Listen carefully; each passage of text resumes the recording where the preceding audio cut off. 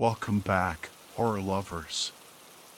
Tonight, did you know that a lot of you who watch my videos aren't subscribed yet? I'd really appreciate it if you could hit that subscribe button. And don't forget to like the video and leave a comment below. Your interaction really helps the channel grow and allows more people to see my content.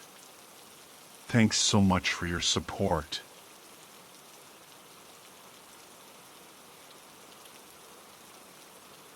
I lost my left eye when I was only 7 years old. It was a stupid way to lose an eye, but luckily most people tend not to ask how I lost it. I think the majority worry it might be insensitive. It's not a story I like to tell. Not because it's upsetting or brings back bad memories. I just feel embarrassed by it. Growing up, my brother and I were obsessed with Robin Hood, the outlaw of Sherwood Forest, who would take from the rich and give to the poor. I'm not going to pretend this heroic savior of the poor was our hero because of his good deeds. We simply liked him because of his legendary skill with a bow and arrow. Our father, a keen gardener, had lots of bamboo sticks all piled up beside the shed which he would tie plants to, in order to stop them from drooping when they grew. It was my brother's idea to take one and attach a length of string to both ends to create a bow. I thought he was an absolute genius. When we had finished making the bow, we made an arrow, simply by using a handsaw to carve a small groove into one end of an arrow-sized piece of bamboo, which would act as a nest for the string to sit. "I'm first," my brother said. "No!"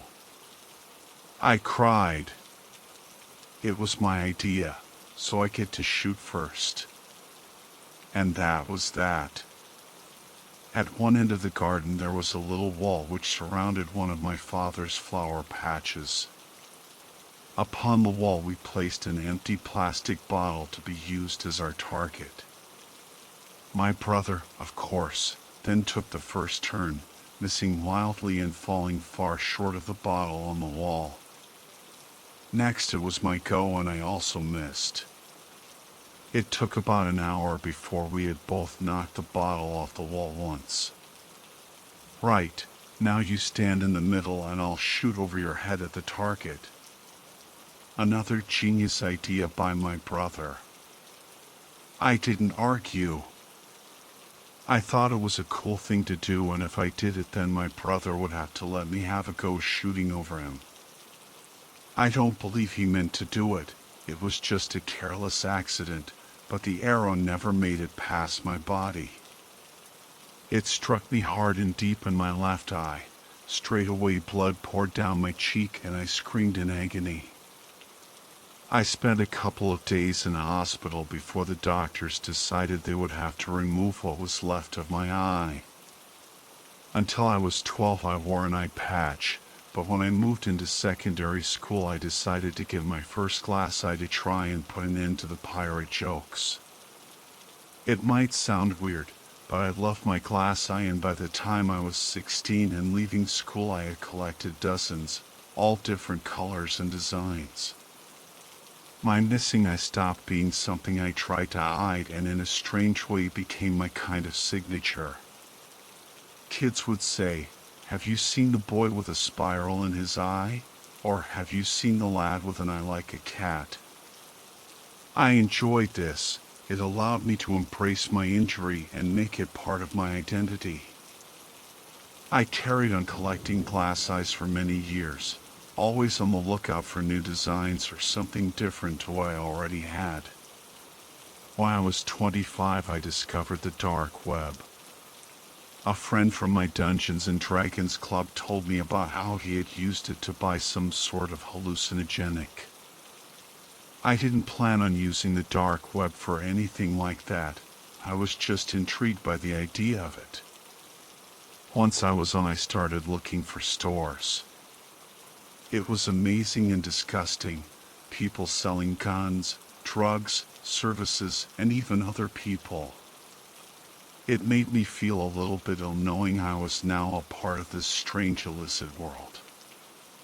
I went onto one store page which called itself Mr. Bubble's Objects of Trouble, which was the first store I had come across which had a search bar.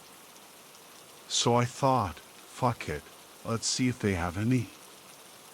I typed in the words Class I. I didn't expect anything to come up, and I was rather surprised when a match popped up on my screen. The item was called the Sight of Sin, which was simply a black eye with a small red number 7 on it. It pulled in my fancy, so I decided to buy it. I didn't truly expect it to show up, but 1 week later a package arrived and there it was. As customary with all my new eyes, I washed the eye in a solution to make sure it was clean. When washed, I put it in a case with the rest of my eyes and went back to watching television. The next morning when I woke up, I thought I'd test out the new eye to see if it was a good fit, to check how comfortable it was. It went in with ease and felt absolutely perfect, so I decided to leave it in for the rest of the day. Nothing strange happened at first. It was just my usual daily routine of having breakfast and doing some work on my laptop, but then the doorbell rang. As I opened the door, I immediately knew something wasn't right. I had double vision all of a sudden.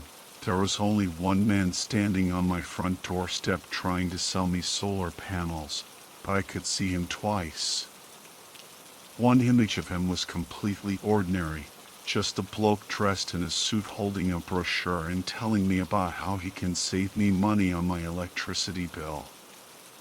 But the other image, well, it was him, but dressed up in a gimp suit, cracking a whip against the floor lustfully. I don't think I said a word to him. I just stared transfixed by what I was seeing. Eventually I closed the door and stood there for a moment trying to understand what had just happened. I passed it off at the time as just my mind playing tricks on me and that I must be overtired. I decided to have a nap. I was woken by a telephone call from my father asking if I was still coming to his house for dinner. I looked at the time and realized I was running late, so I grabbed my coat and flew out the door. On my way to my father's house, which is just a 10-minute walk down the road from mine, I walked past just one person, a lady, walking her dog, but again, I was seeing double. In one image she was completely ordinary, apart from being overweight. She was wearing a pink coat and beside her a dog trotted along minding its own business. But, in another part of my vision I could see her again, completely naked, eating tinned dog food with a fork. Jellied meat dripped down onto breasts which she licked ravenously. I was almost sick. I thought about just going home and going back to bed, still trying to convince myself I was simply tired from working, but my father missed not having me at home and I didn't want to let him down. Though now I wish I did. Now, what happened next won't make much sense unless I explain something. When I was 2 years old, my mother died. I say died. She was killed whilst walking home from work one night on this very estate. Nobody has ever been caught in relation to her murder, but now I know exactly who took my mother from me. My father opened the door with a large grin on his face. "Come in, son," he said cheerily, but I did not move. Besides the image of my father standing in the doorway was another vision of him holding a knife, and laying beneath him on the floor was my mother, soaked in blood, eyes vacant and still. I took a step back from my father and did not stop running until I had reached the front door of my house. Straight away I went onto the dark web and searched for Mr. Bubble's store, but it had gone, vanished, like it had never been there. I didn't leave the house for a few days. I didn't answer the door. I didn't even pick up the phone. All I did was sit by the window looking out onto the street, watching the people walking past. I think I know what I am seeing now. It makes little sense, but it's the only thing I can think of which almost explains what I am seeing. Firstly, when I remove the glass eye, I no longer see two images of everyone. I only see one just like I always have. But when the eye is in, I see two visions of every person I look at in the flesh. Secondly, I think I know what I am seeing. I am seeing their sins. I know that sounds utterly mad, but it's the only thing all this seems to point to. The name of the glass eye, the red number 7, and the grotesque and disturbing images I see. I believe it's their sins I am seeing with my new eye. I see the true hideous nature of people, the part of themselves they hide from everyone else. I know I could just take the eye out and forget about it, but I just can't bring myself to do this. I can't trust anybody without it. I can't see the real them. But seeing people's darkest secrets also leaves me alone, for once you see the hidden nature of someone, you never want to be close to them again. Many questions remain. Why does this eye allow me to see these things? Who made it? How did it end up on the dark web? I need to know the answer to these questions. So please, if anyone out there has any information on the eye, or if anyone has ever come across Mr. Bubble's Objects of Trouble store, then please get in touch. Please.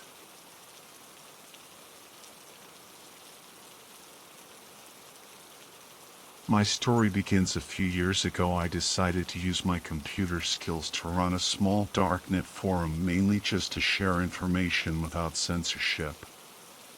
At first I was extremely paranoid about my site getting hacked and having my anonymity being compromised, so I went online and began to research everything that I would need to ensure my own safety. After countless days of scouring blogs, forums, and other material, I decided I was ready now. I didn't have any money, so I couldn't just buy a VPS and host the site offshore or whatever. So I decided to use my old laptop. After all, I wasn't planning on running a major website. So after setting the server up and what I thought was literally every single thing I could to do harden it against attack, I put the site online. Everything went great for a couple of months. Donations rolled in as the user base grew larger and larger. After around 5 months, the user base had gotten so big I had to upgrade and migrate everything to a new PC, which I built just to host the forum, and from there everything seemed perfect. The site was running smoothly and there were no issues with the migration until one day when I came home and noticed the PC had frozen. I didn't think much to it, maybe just a software bug caused it, so I rebooted, and that's when it was clear to me something was wrong. The PC lit up and beeped a few times, then shut off, so I thought to myself, okay, so it's a hardware issue. After a few hours trying to diagnose the issue, I figured it out, and it turned out the RAM had been corrupted. I took it back to the store since it was still under warranty. The customer rep just told me it might have just been a faulty stick. When I got home, I replaced the stick of RAM and had the site back up and running within a few hours. Everything seemed to be perfect again. I apologized to the users for the downtime and everyone seemed to be happy enough. Fast forward a few more months, the forum's been up and running for around 1.5 years now. This is when things started to get really weird. I finished work on a Friday. It was a gorgeous day in the middle of summer. I came home, had something to eat, and sat down in front of my PC and noticed I had a message. Upon opening the message, I realized that somewhere I'd messed up. Now don't get me wrong, I'm not like Assange or anything, so I don't really know why anybody would actually target me, but the world is a crazy place, so whatever.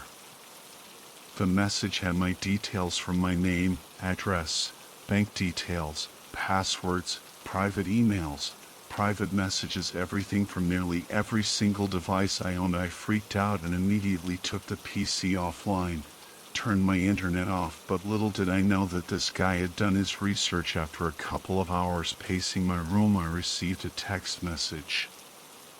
"I know everything about you." The message was sent via some type of SMS service, so there was no way to trace it, and then my phone rang. "Don't talk, just listen. I know everything there is to know about you. All I want is 2 Bitcoin or things get worse. I'll send you a text with the wallet details." The phone call ended just as quickly as it started. I opened my laptop up and checked my Bitcoin wallet. There was enough left over from the donations just to pay this guy off and hoped that would be the end of it. So I entered the guy's details and sent the payment. My phone rang again. "Thank you for complying. Unfortunately, someone I know really likes you." He hung up. Panicking, I tried calling the number back. An automated message began to play. "The number you have dialed has not been recognized." A few hours passed and I began to think to myself, well, maybe the last call was just him having fun, and decided after a long day I'd just go to bed. Sometime around 2 a.m. I was woken up by the sound of banging at my front door.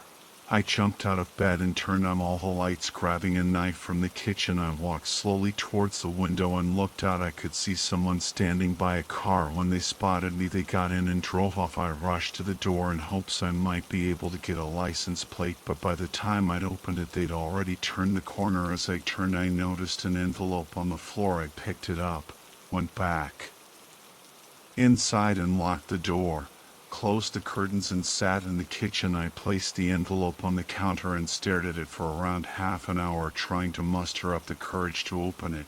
Did these guys really come to my home? I thought to myself. After the half hour was up, I decided enough was enough. I opened the envelope and pictures fell out onto the counter. They were of me sleeping. These guys had not only been outside my house, they'd been inside whilst I was sleeping. The images had been edited and strange love hearts had been added next to me, so now I was sufficiently freaked out. I didn't go back to sleep, and when the sun broke the darkness, I decided to head to the police station and tell them everything. I hadn't broken any laws, so I hoped they would just help me. At least after hours of explaining everything to them, they told me there was nothing they could do. At this point, I had never felt so alone in the world. I was scared of what this guy was planning for me. I didn't have the foggiest idea what I was supposed to do or expect, so I decided to wipe everything: my laptop, PC, and phone. I picked up everything I needed, stuffed it all into a bag, and decided to leave. I had a couple of friends that I knew I could rely on, so I called up my old buddy Marcus, and we met, had a few beers, and I explained everything to him. He offered me a place to stay, and I hoped that would be the end of it. How wrong I was. A few days later it happened again. There was a knock at the door first thing in the morning. Me and Marcus both went out to find another envelope on the floor. Same thing, pictures of me sleeping, but these were in Marcus's house. I started freaking out again, and Marcus just said, "Okay, well, we need to do something, maybe set a trap or something." So we went over numerous ideas, everything you could think of, from cameras to baiting him, and we settled on the idea of staying up during the night and locking him in the room. We filled the bed up with pillows, set up cameras, and even barred the windows in the room. We hid in the room next door. After a few hours had passed, we heard the lock rattling on the front door, and we knew it was game time. We'd left the door just slightly ajar so we could see outside as he went past, and the moment he went into the room, we both sprung to action quickly as we could. We closed the door and locked it from outside using a chair and a metal bar. There was only one way he was getting out, and he'd have to destroy the door. We could see the silhouette of him as he paced the room quietly. It was creepy as fuck. We called the police as we kept an eye on him. At last I thought, I can finish this and move on with my life. Just as the police arrived, we noticed the guy take a gun out and place it to his head. He held a sign up which read, "I love you," and he pulled the trigger. The police barged in, guns drawn, told us both to get the floor. We complied and shouted, "He's in there," pointing at the door. The police removed the makeshift lock and entered the room, called for an ambulance, and put me and Marcus in the back of a police car. I'd been sat in the interview room for a good couple of hours, I guess, whilst they carried out the investigation, when a detective came in and sat down in front of me, opening a folder and placing pictures on the table. "Do you know her?" I said, looking at the pictures. "No," I replied, confused. He looked at me and said, "This is the person who's been stalking you," and he then began to tell me they had visited her home and found a shrine with photos of me all over the place, from restaurants to the gym, even shopping. He went on to tell me that she'd been the one that sent the messages, made the phone calls, etc., and they'd also found a diary which had some kind of future plans for me and her. She wanted me to be her husband, and we've been chatting for around a year and a half from the moment I started the forum. After I explained everything, the detective said I was lucky to be alive. She had actually planned to drug me and kidnap me. She had even made some makeshift lock beds so I wouldn't be able to escape. To this day I feel lucky, and I haven't been on the dark web since.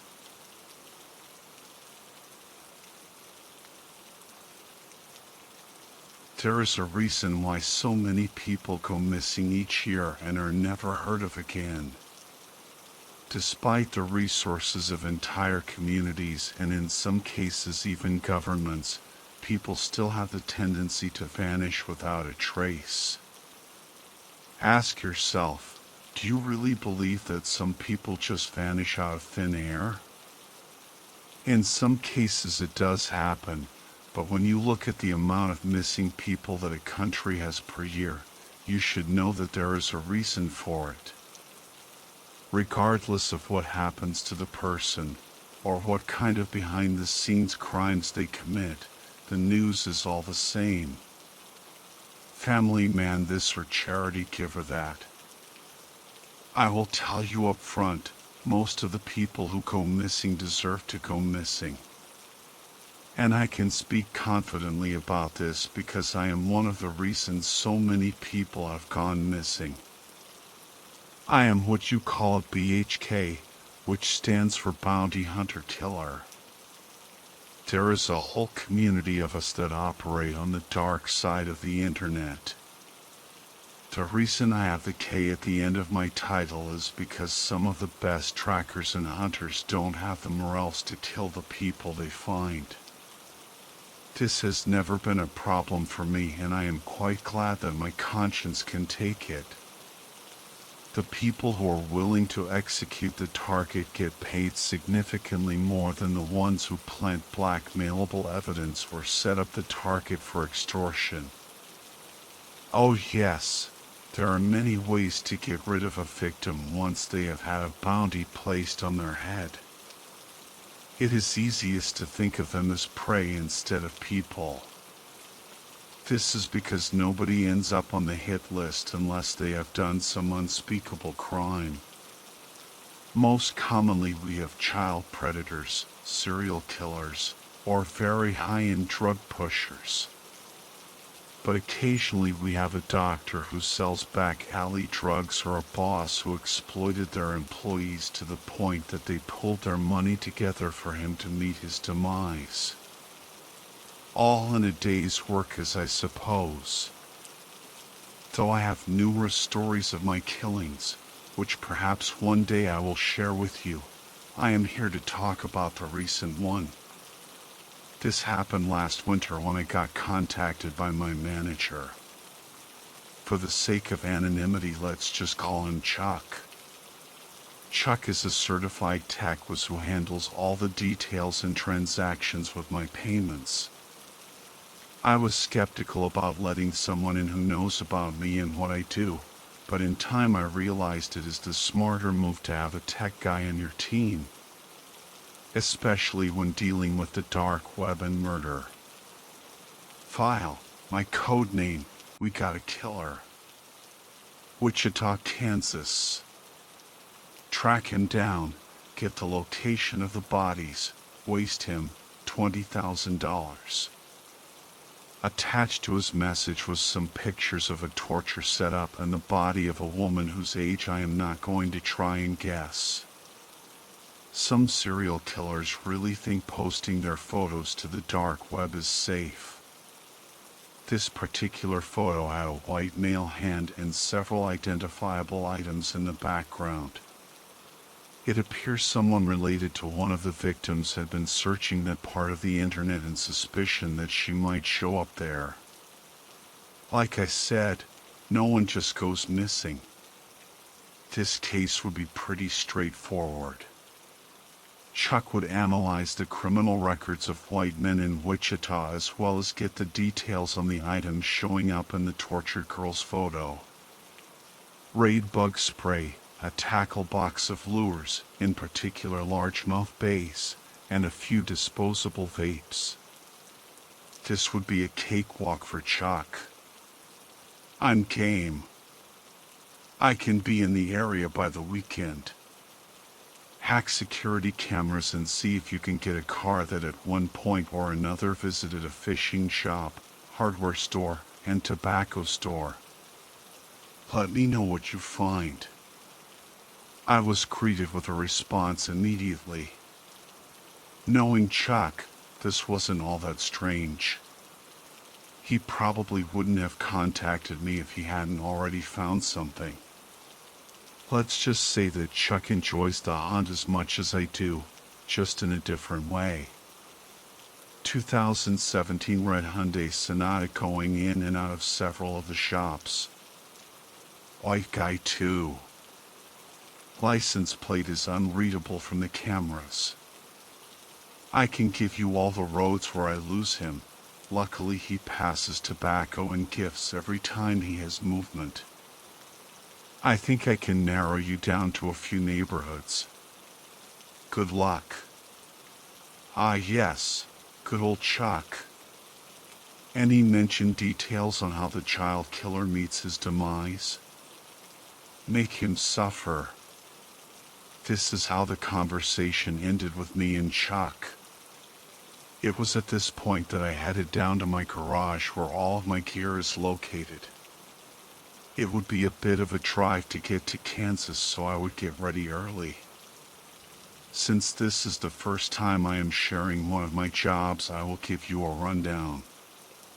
In my garage I have a blacked out 2014 SRT Charger, all white with tinted windows.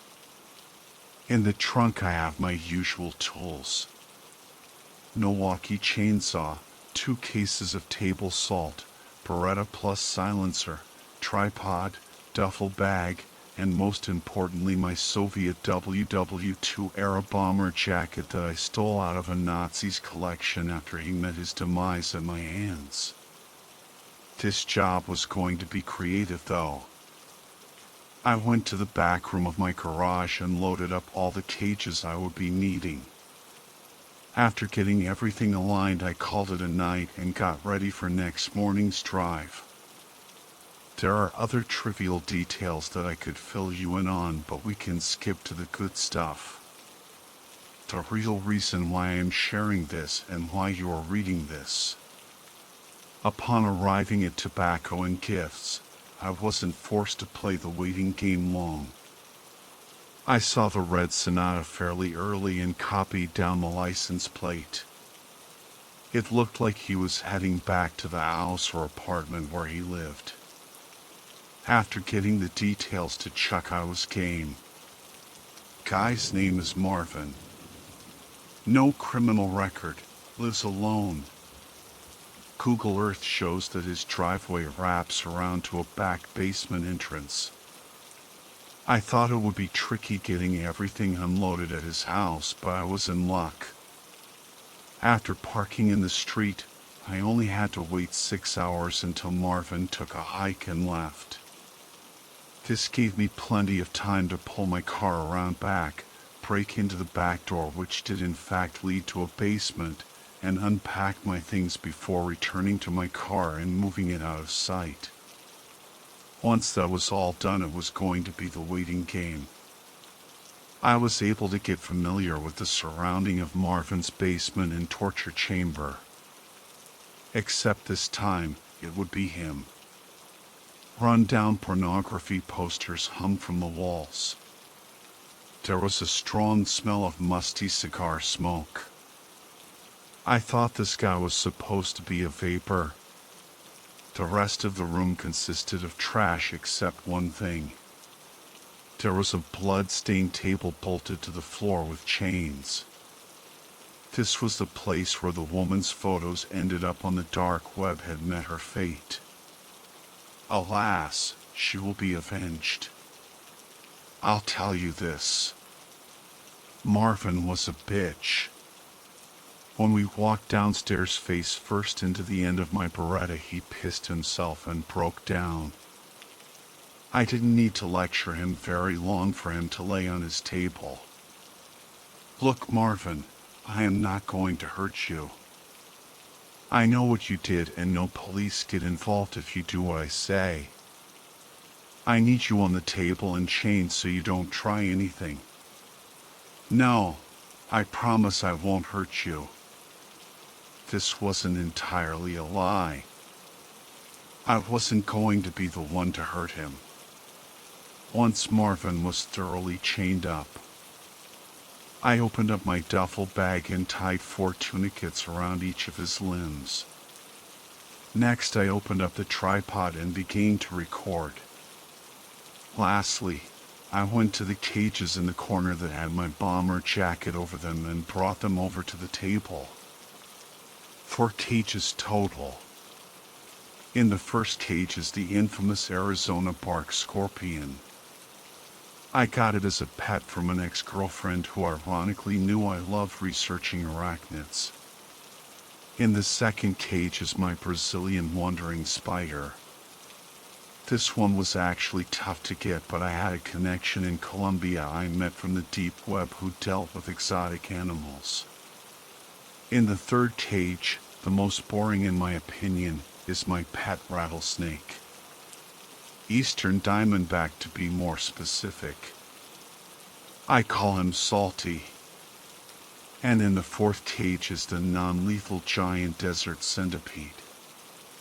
I will be honest with you, the thing scares the shit out of me.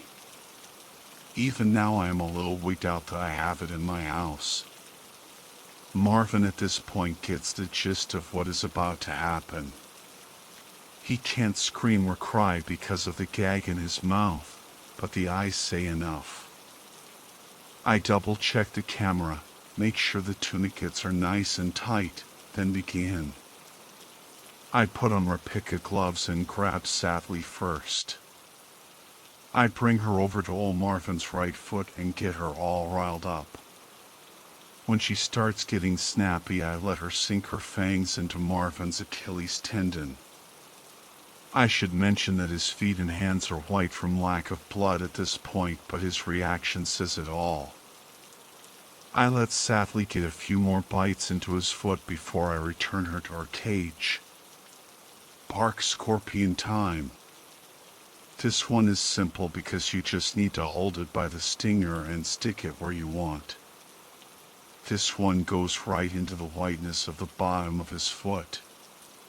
Spider time. As I carefully pick up the wandering spider, it bites my gloved hand a few times. This is a bit of a bummer because I want her to save all of her venom for Marvin's right wrist.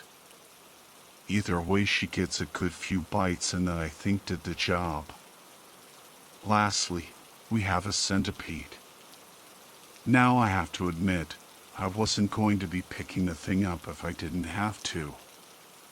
Marvin at this point was almost passed out, so before bringing him back to full consciousness I untied his hand and stuck it into the centipede's terrarium.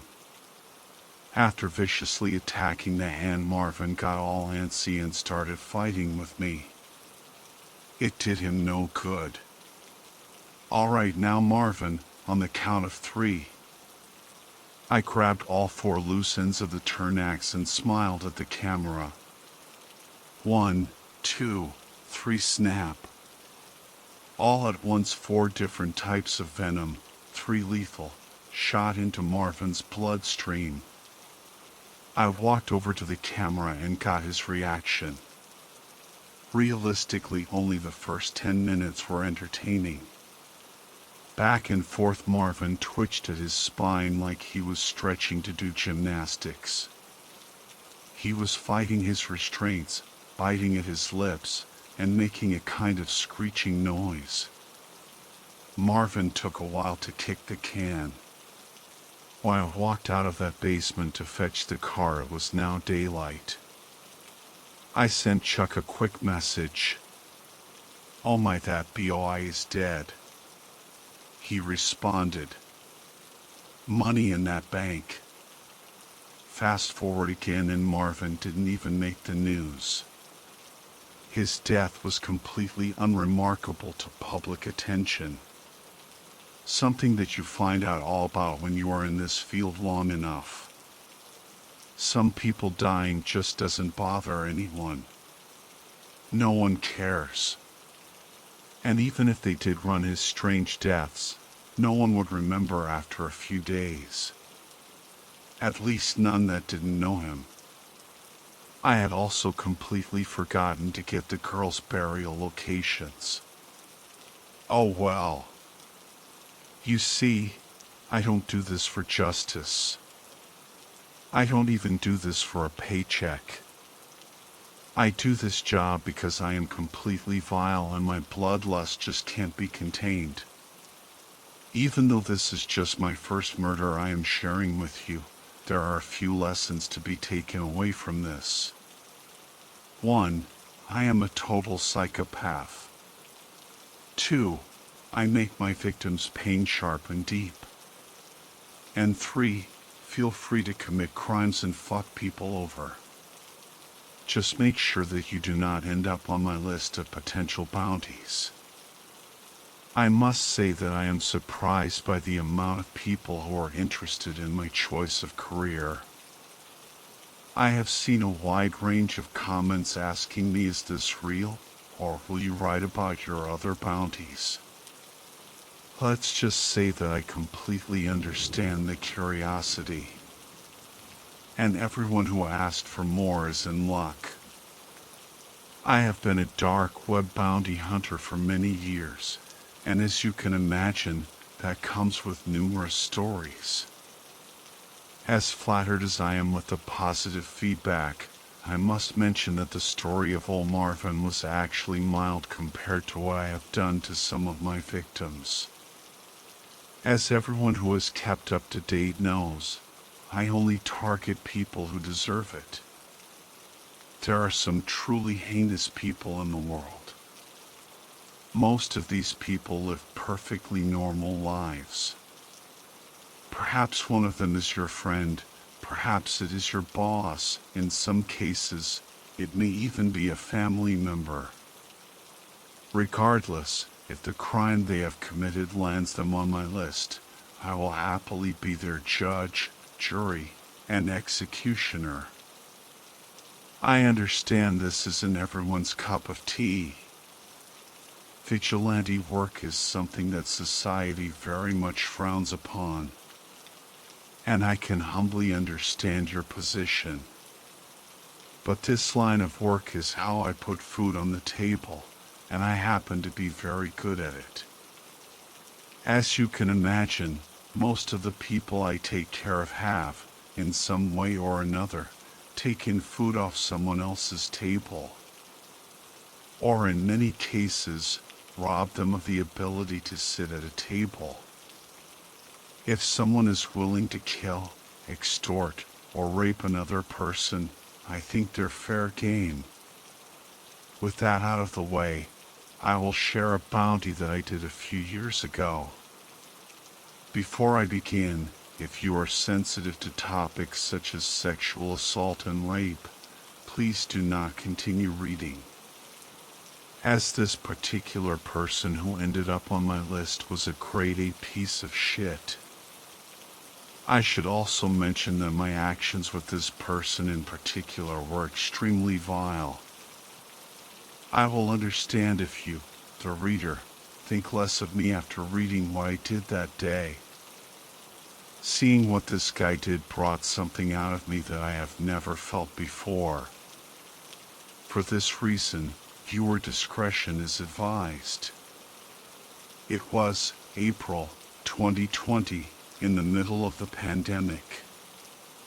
I got an encrypted doc emailed to me from my usual informant, Chuck. If you missed my first post, you know that Chuck is my partner/manager. He is a technologically genius, and like myself, he has nerves of steel. He and I work together in unison. He finds the information of the people on the list of dark web bounties, and I do the executing. Afterwards, we each walk away with a lot of money. Appears we have a child rapist/killer. South of West Point, Mississippi. A guy who works as a mechanic. He thought he was anonymously posting to the dark web bounty list. He calls his client Avion.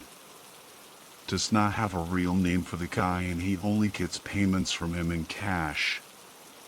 He thinks Avion has something to do with a few high school girl disappearances. One each from Tupelo, West Point, Starkville, and one as far as Vicksburg. Apparently when working on Avion's truck, he noticed a few bloody condoms and scraps of notebook paper labeled with one of the missing girls' names on it. All stuffed into a Waffle House bag in the toolbox sealed into the back of the truck bed. He was poking around in the truck bed toolbox. He thinks he found the reason why these girls disappeared.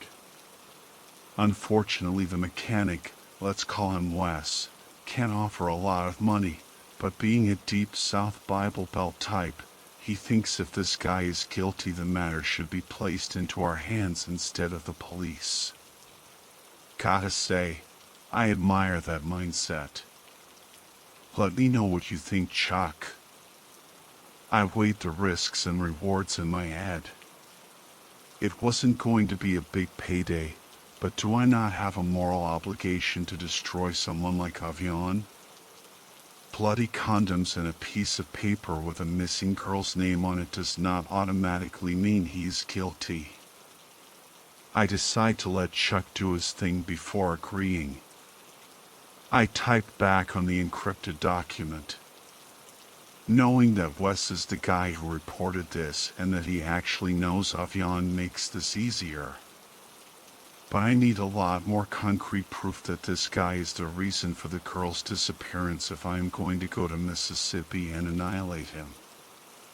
Before I hit send, I get a mental image of what this Avion guy might look like. I picture a muscle-bound lumberjack type who thinks he's an absolute badass. The picture of a wannabe tough guy in my mind conjured up makes me hate him even more. You want to play that game, Avion? I will swallow your fucking soul and force your mother to bathe naked in your blood. I calm myself down and shake the image my mind created of this guy. I hit send on my message to Chuck and quickly type another. See if you can get in contact with Wes. Check license plates, street cameras, and the whereabouts of Avion. If everything checks out, give Wes a discount and I will **D** all Avion with a tire iron dipped in glue, glass, and salt. I hit send. I didn't hear back from Chuck right away, which didn't surprise me considering we weren't going to be making a ton of money off this bounty. In the meantime, I went on with my usual schedule. Feeding the arachnids and Salty the rattlesnake, getting old blood in the Dodge Charger floor mats washed out, and fighting the urge to murderously beat the shit out of my punching bag with a Louisville baseball bat, something I have unsuccessfully been trying to stop doing. Face it, the whole world was shut down. There wasn't much else for me to do. A whole week went by before I heard back from Chuck. I didn't bother reaching out to him about the Avion bounty. I wasn't willing to risk being disappointed to the point of attacking my neighbor's lawn hedges with a sickle, something I have unsuccessfully been trying to stop doing. The encrypted message Chuck had sent said, "I reached out to Wes. Nearly gave him a heart attack when he heard I found out he was the one who had posted to the dark web. He really thought he was anonymous, lol. Anyway, we got some interesting stuff. Avion drives a modified 1950s Studebaker truck. You would think that he would be a bit more discreet if he is out kidnapping teenage girls. No address or official name that Wes can give. This guy apparently only goes by Avion and uses cash payments. Wes did give me some other information, once I agreed to help him actually make his postings on the dark web anonymously. Avion runs with the Aryan Brotherhood. H looks like he is some big shot neo-Nazi. That's probably why every payment is in cash. It is also why Wes wouldn't confront him about the bloody condoms. That, and also Avion would have known that Wes had been snooping. Furthermore, he can be linked to the disappearance of one of these girls. The Studebaker happened to be at a Vicksburg car meet 3 days before the police report of that missing teen went live. Could be a coincidence, but at this point, does it matter? Why don't you bag yourself a neo-Nazi? Hit me back. Chuck. My reply was, well done. I still need to know potential locations. No point in asking if this is a hunt-to-kill job. I hit send. Chuck replied instantly to the encrypted document. No set location, but we have a lead. Wes still has the truck and it's not getting picked up for another week. He agreed to let you camp out there and wait for Avion to pick up his wheels. From that point you can follow him to his destination or take him out on the road. It's a pretty desolate area surrounded by forest. Also about the payment, Wes can give us $300, a signed Conor McGregor UFC glove, and an authentic quirky model Batmobile he bought on eBay from a guy named Minty Mint. I actually had to hustle him into giving the Batmobile. Is this payment adequate? I replied, I want the McGregor signature. You take the $300 and Minty Mint's possibly authentic Batmobile. Send me Wes's shop location. I don't see a point in adding the details about packing my gear or the drive. You will see shortly how everything plays. The drive itself was uneventful. Upon reaching Wes's auto shop, which is officially named Wes's Auto Shop, I was greeted by an old man with shoulder-length silver hair. Apparently Chuck had told him why I was driving because Wes did not seem all that shocked that an SRT-8 pulled up to his shop. As I stepped out with my backpack, Wes said, "Now you know I want no trouble with internet folk. But I am confident in the crimes of this here Avion character. Your technician said you want to wait here for Avion to show up. I don't need a murder, even by someone of your caliber, right here in front of Wes's auto shop. I'm actually not going to be hanging out here. I plan on putting a tracker on his truck and going to his turf. Anyway, the less we say to each other the better. You mind showing me the truck?" "Yeah, second garage bay, right here." Before I bugged the truck, I needed Wes to take a hike. As much as I was certain that he wasn't rolling with Avion, I have been in positions before when the caller has played innocent and ended up biting me in the ass. "Do you mind leaving me alone with the truck?" Wes didn't say anything, just simply shrugged and left the bay. As feeble and old as he was, I decided I was going to put a microphone underneath his workbench in the front right side of the garage bay. Everything proceeded as expected.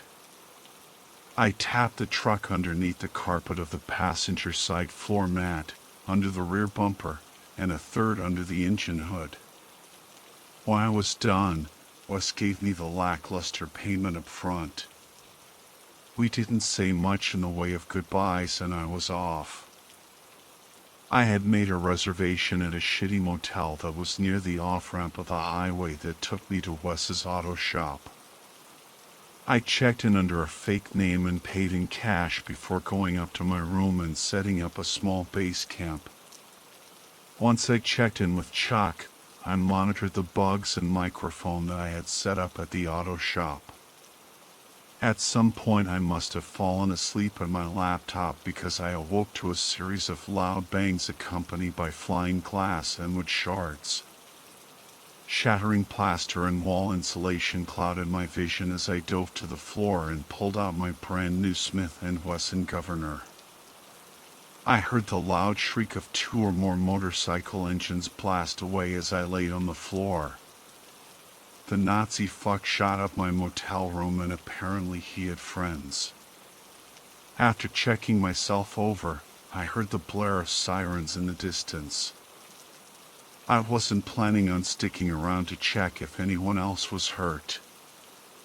I was far too pissed off to look out for any sad fuck who happened to be staying in the rooms next to me. Instead, I gathered all my shit and made my way to the car. If being shot up wasn't bad enough, the motherfuckers had spray painted a dark red swastika on the paint of my all-white SRT-8. I suppose being discreet wasn't going to be an option. I wouldn't have time to check for bugs on my own car before the cops and fire department arrived, but I did do a quick scan for any kind of plastic explosive. After being somewhat convinced, I hopped in, fired up the Hemi, and blasted it down the main street. I didn't stop until I reached a remote parking lot of a factory several miles away.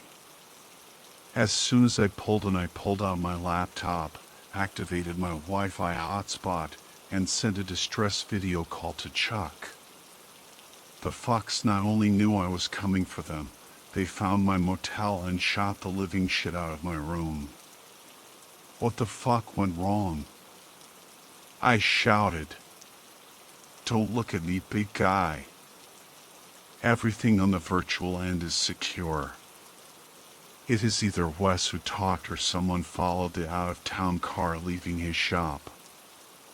I didn't get to respond before I heard the sound of motorcycle engines roaring in the distance toward me. I told Chuck I've got company, and hung up without another word. It turns out my car was bugged or they had some sort of lookout following me from the motel. Nonetheless, I was pissed off enough to deal with whatever the fascists were about to throw at me. I jumped into the back seat of the Charger and strapped on a bulletproof vest underneath my Soviet-era bomber jacket. The windows of the Charger are totally blacked out so my attackers would shoot toward the front seats first, but as seen back at the motel, they will probably rain hell down on the whole vehicle. As they pulled into the parking lot, I discreetly climbed out of the back seat on the opposite side of them and laid with my back to the rear wheel. The shots rang out for 15 seconds straight. Broken glass covered me and sliced up my face and neck. Bleeding badly, I waited for a reload gap to check what the situation was. From the brief bit that I saw, 2 bike headlights were shining about 25 yards from my car. Fire rained out into the body of my car, lighting up the entire parking lot. The warm blood fell from my face. I needed to act quick and fast in case they were willing to shoot until the car blew up. Seeing as all of my heavy weaponry was in my trunk, which was undoubtedly sealed shut from the frame damage, and also in the direct line of fire, I needed to rely on the 6 rounds in my governor. Immediately after the next break in the firing, I rolled out from behind the back tire to the gap underneath the car. I squeezed off 3 shots right above one of the motorcycle's headlights. Surprisingly, I heard screams of pain and saw the headlight flicker as the bike dropped down to its side on top of the shooter. This immediately led the second attacker to open fire again, aiming low at the center of the car. I rolled back behind the safety of the hubcap, but I was still nowhere near out of danger. I was still bleeding profusely from the broken glass that had showered me, and I was down to 3 bullets. This became one of those fuck it moments that you sometimes experience in life. You are in the midst of fight or flight and get exhausted to the point where you are willing to suicide for the other person to die. At the next break, I simply stood up and shot the 3 rounds into the biker. The first shot hit him in the head and he went down with his bike also on top of the other shooter, who was still wailing in pain.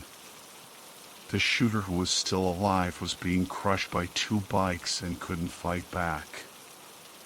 I walked over to him, gun pointed, even though I was out of ammo, and checked his condition. He looked at me with hate as blood poured out of his mouth. I asked a simple question. How long has Wes been raping little girls? I don't know anything about raping little girls. The guy who works at Wes's auto shop is named Avion. He said there is only one thing he is scared of, and that's the internet, because the internet is undefeated. I noticed the dead man had a helmet strapped to his bike. Had he been wearing it, the headshot might not have been fatal. This is when the idea occurred to me. While still being crushed by his own bike, I removed the second bike and aligned the exhaust pipe with the wounded man's face. I reached over, untied the helmet, and jammed it onto the wounded attacker's head. From there I pushed the exhaust pipe right into the helmet visor gap.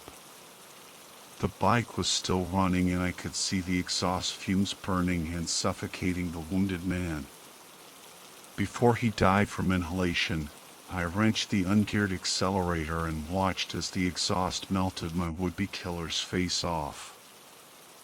I cranked for around 10 seconds before pulling the bike and exhaust pipe out of the man's helmet. The third-degree burns suffered by the man were quite impressive. I removed the helmet and watched as part of his skin came loose with it. Black soot covered most of his face, but dark orange specks where the skin got completely melted away dotted the blackened areas. Steam was still wafting off of his face. His charred eyelids showed no movement behind them. I didn't need to check his pulse to know that if he wasn't dead from all the damage he took from the exhaust, his gunshot wounds would take care of him eventually. I returned to my car and grabbed what little had survived the shooting. After getting the trunk open, I grabbed my extra ammunition and removed the license plates. Unfortunately, I was going to have to write my SRT off as a loss. I had a quarter stick of dynamite in the trunk and I lit it and put it in the tip of the gas tank. After a brisk walk, I got onto one of the attacker's bikes, 2017 Harley-Davidson Iron 883, and rode away as my SRT-8 Charger exploded behind me. I was headed back to Wes's auto shop and I knew I wasn't going to be needing any bullets. I had already planned out what was going to happen to old Wes. As I pulled into the shop parking lot, I saw Wes come out of the first garage bay. He probably recognized the sound of the bike I was riding. However, I was not who he was expecting. When he saw me on the bike, he immediately ran back inside the garage bay and closed the door. I dismounted the bike and walked into garage bay 2, which wasn't connected to the first bay, but had what I needed. I wheeled the hand-push lawnmower I had noticed during my first visit out into the parking lot and went back in to grab a roll of duct tape from his workbench. I leaned next to the side of garage bay 1's door and lightly knocked. As I moved out to the side of the door, an explosion of twisted metal ripped through the steel door. 2 quick blasts, one preceding the other. The damage done to the door told me this was a 12 gauge, and the quick succession of shells told me it was a double barrel. Wes had fired 2 shotgun shells through the garage door where he presumed I was. However, this was expected. He was a cornered old man paranoid of the mean people on the internet. I could hear him trying to reload the shotgun, but it was too late. I leisurely walked up to the massive hole in the door he had made. I took careful aim and fired a shot that grazed the old man in the shoulder. He went down like he himself got hit by a 12 gauge. I made my way through the massive hole in the metal door and approached Wes. After kicking the shotgun away from him, I saw all hope leave his face. I leisurely walked up to the garage door opener, doing the famous Conor McGregor billionaire strut. Opening the door, I walked out and grabbed the lawnmower and brought it right up to Wes. He was screaming and saying something to me, but I was too distracted thinking about whether there would be any UFC fights during the pandemic. I duct taped the mower's safety handle down and cranked the cord until it started up. I carefully set it upside down so that the blades were facing up. Still thinking about other UFC-related topics, I fought off Wes, who was trying to prevent me from taking his boots off. The old man kicked and struggled, but he was just too weak. With his boots off, I took off my Soviet-era bomber jacket and threw it a safe distance away. I grabbed his left leg and sheared off his foot up to the heel and the lawnmower blades. At this point, I was covered in blood. The spray didn't bother me. I just wanted to spare my jacket from the blood. With Wes's left foot essentially just a heel, I repeated the same action with his right leg. He was screaming, but I still wasn't paying attention. The only thing running through my mind was if I could find another SRT-8 on Craigslist for a reasonable price. With 2 sticks for legs, I turned Wes, or should I say Avion, around and grabbed him by his right forearm. He wasn't able to fight it anymore. Bastard.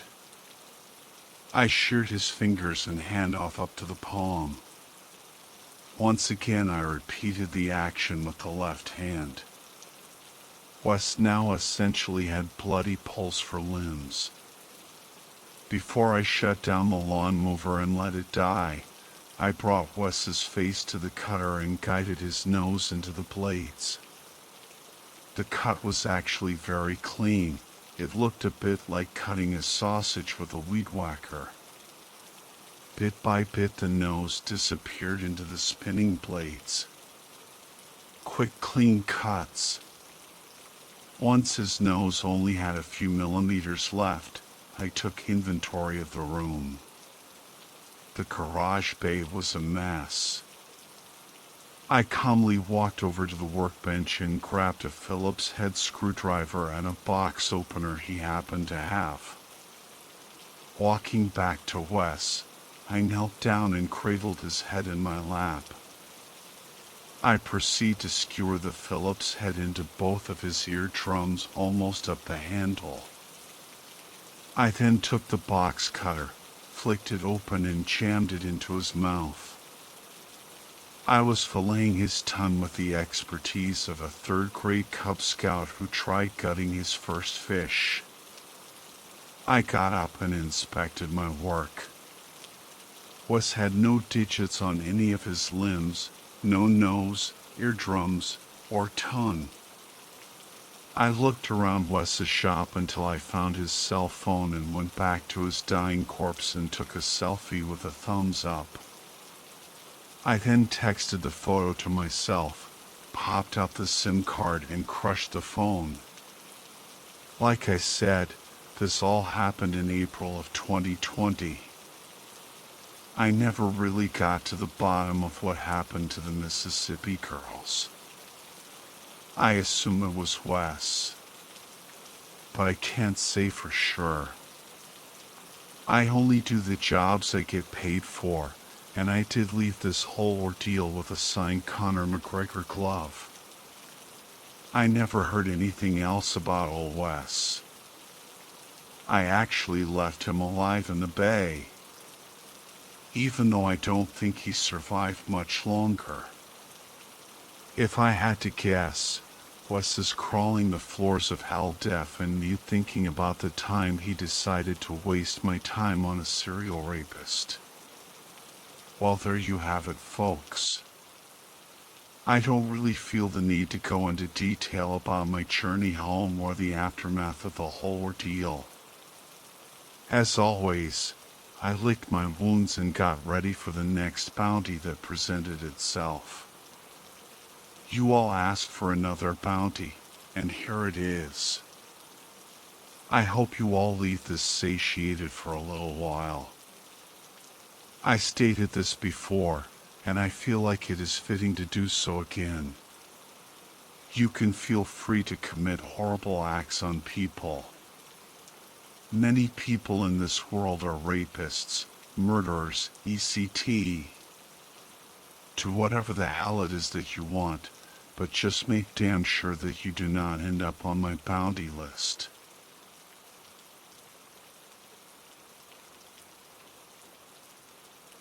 My story begins a few years ago. I decided to use my computer skills to run a small darknet forum, mainly just to share information without censorship.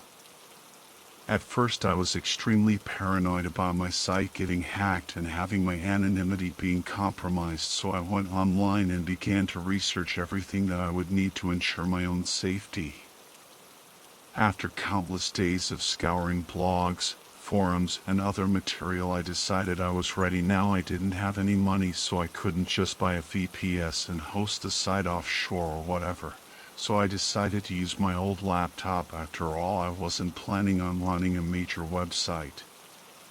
So after setting the server up and what I thought was literally every single thing I could to do harden it against attack, I put the site online. Everything went great for a couple of months. Donations rolled in as the user base grew larger and larger.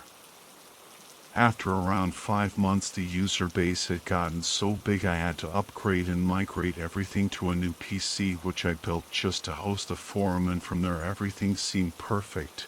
The site was running smoothly and there were no issues with the migration until one day when I came home and noticed the PC had frozen. I didn't think much to it, maybe just a software bug caused it, so I rebooted, and that's when it was clear to me something was wrong. The PC lit up and beeped a few times, then shut off, so I thought to myself, okay, so it's a hardware issue.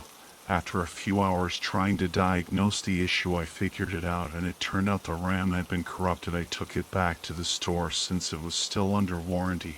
The customer rep just told me it might have just been a faulty stick. When I got home, I replaced the stick of RAM and had the site back up and running within a few hours. Everything seemed to be perfect again. I apologized to the users for the downtime and everyone seemed to be happy enough. Fast forward a few more months, the forum's been up and running for around a year and a half now. This is when things started to get really weird. I finished work on a Friday. It was a gorgeous day in the middle of summer. I came home, had something to eat, and sat down in front of my PC and noticed I had a message. Upon opening the message, I realized that somewhere I'd messed up. Now don't get me wrong, I'm not like Assange or anything, so I don't really know why anybody would actually target me, but the world is a crazy place, so whatever.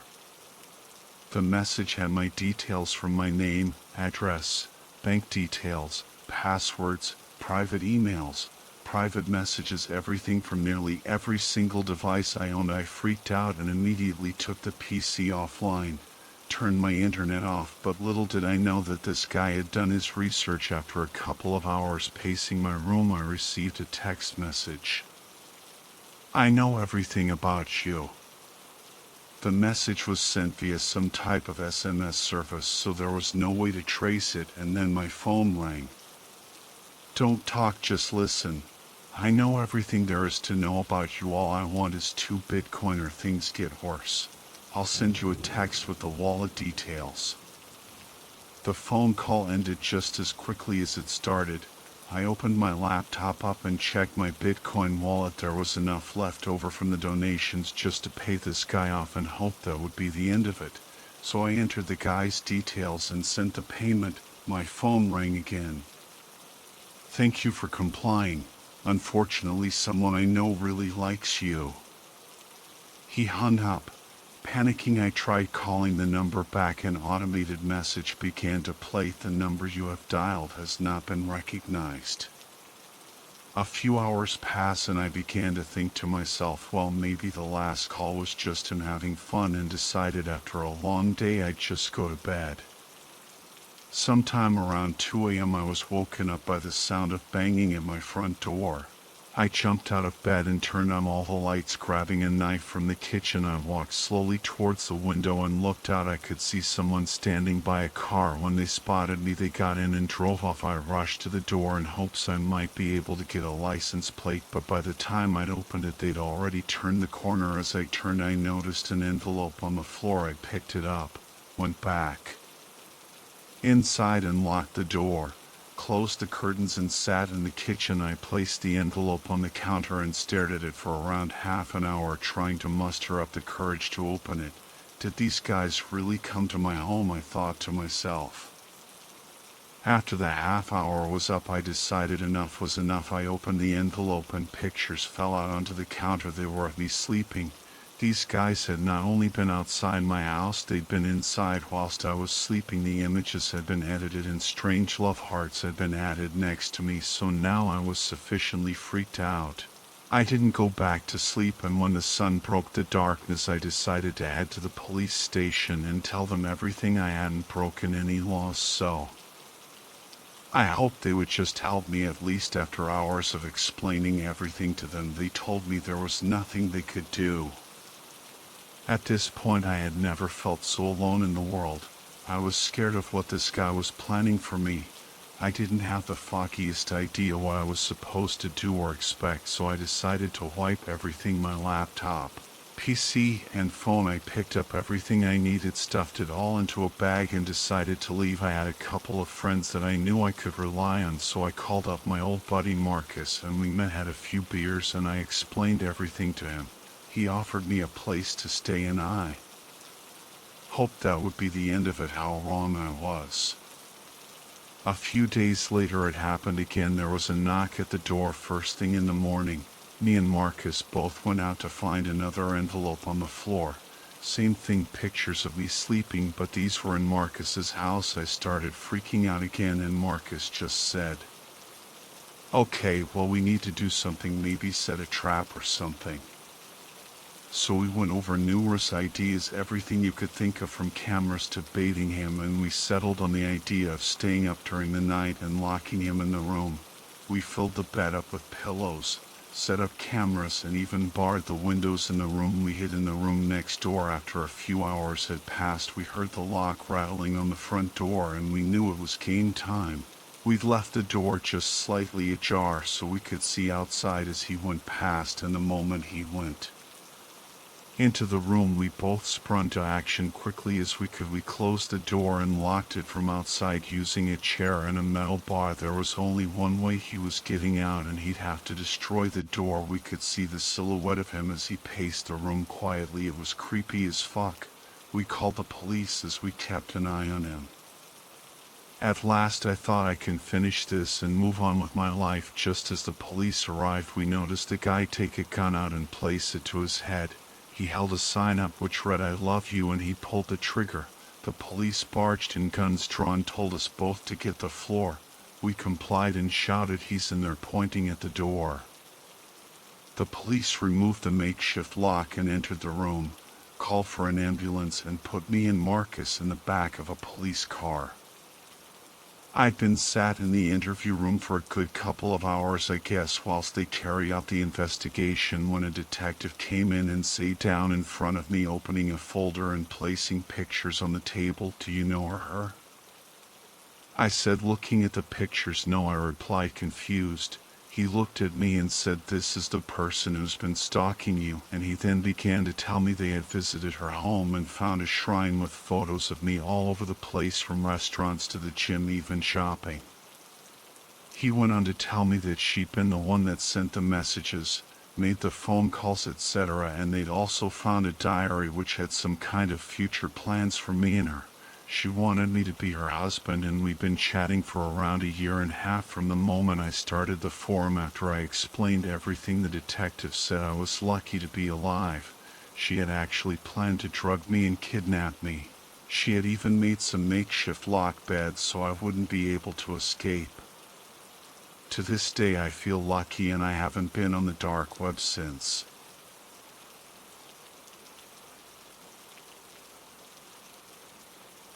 I had just started a summer job where I was basically a custodian, cleaning classrooms in preparation for the upcoming school year. My dad worked for the town's district, so he was able to get me this job. I was the youngest one there, as I'm only 20, and there are a handful of people worked with me. They were usually off doing other tasks like waxing the floors or covering up foul writing on the walls with paint. The schools were completely empty besides the staff who was cleaning. Things were going fine my first couple of weeks. For the most part, I was on my own, wiping down desks and dusting while listening to music. It was nice, and I enjoyed not having someone on my ass all day telling me what to do. After I had finished cleaning the middle school, the head custodian had sent me and another woman, we'll call her Karen, who was my coworker, to go start cleaning the high school. She was a slacker who'd often go out to smoke cigarettes, but was a really nice lady.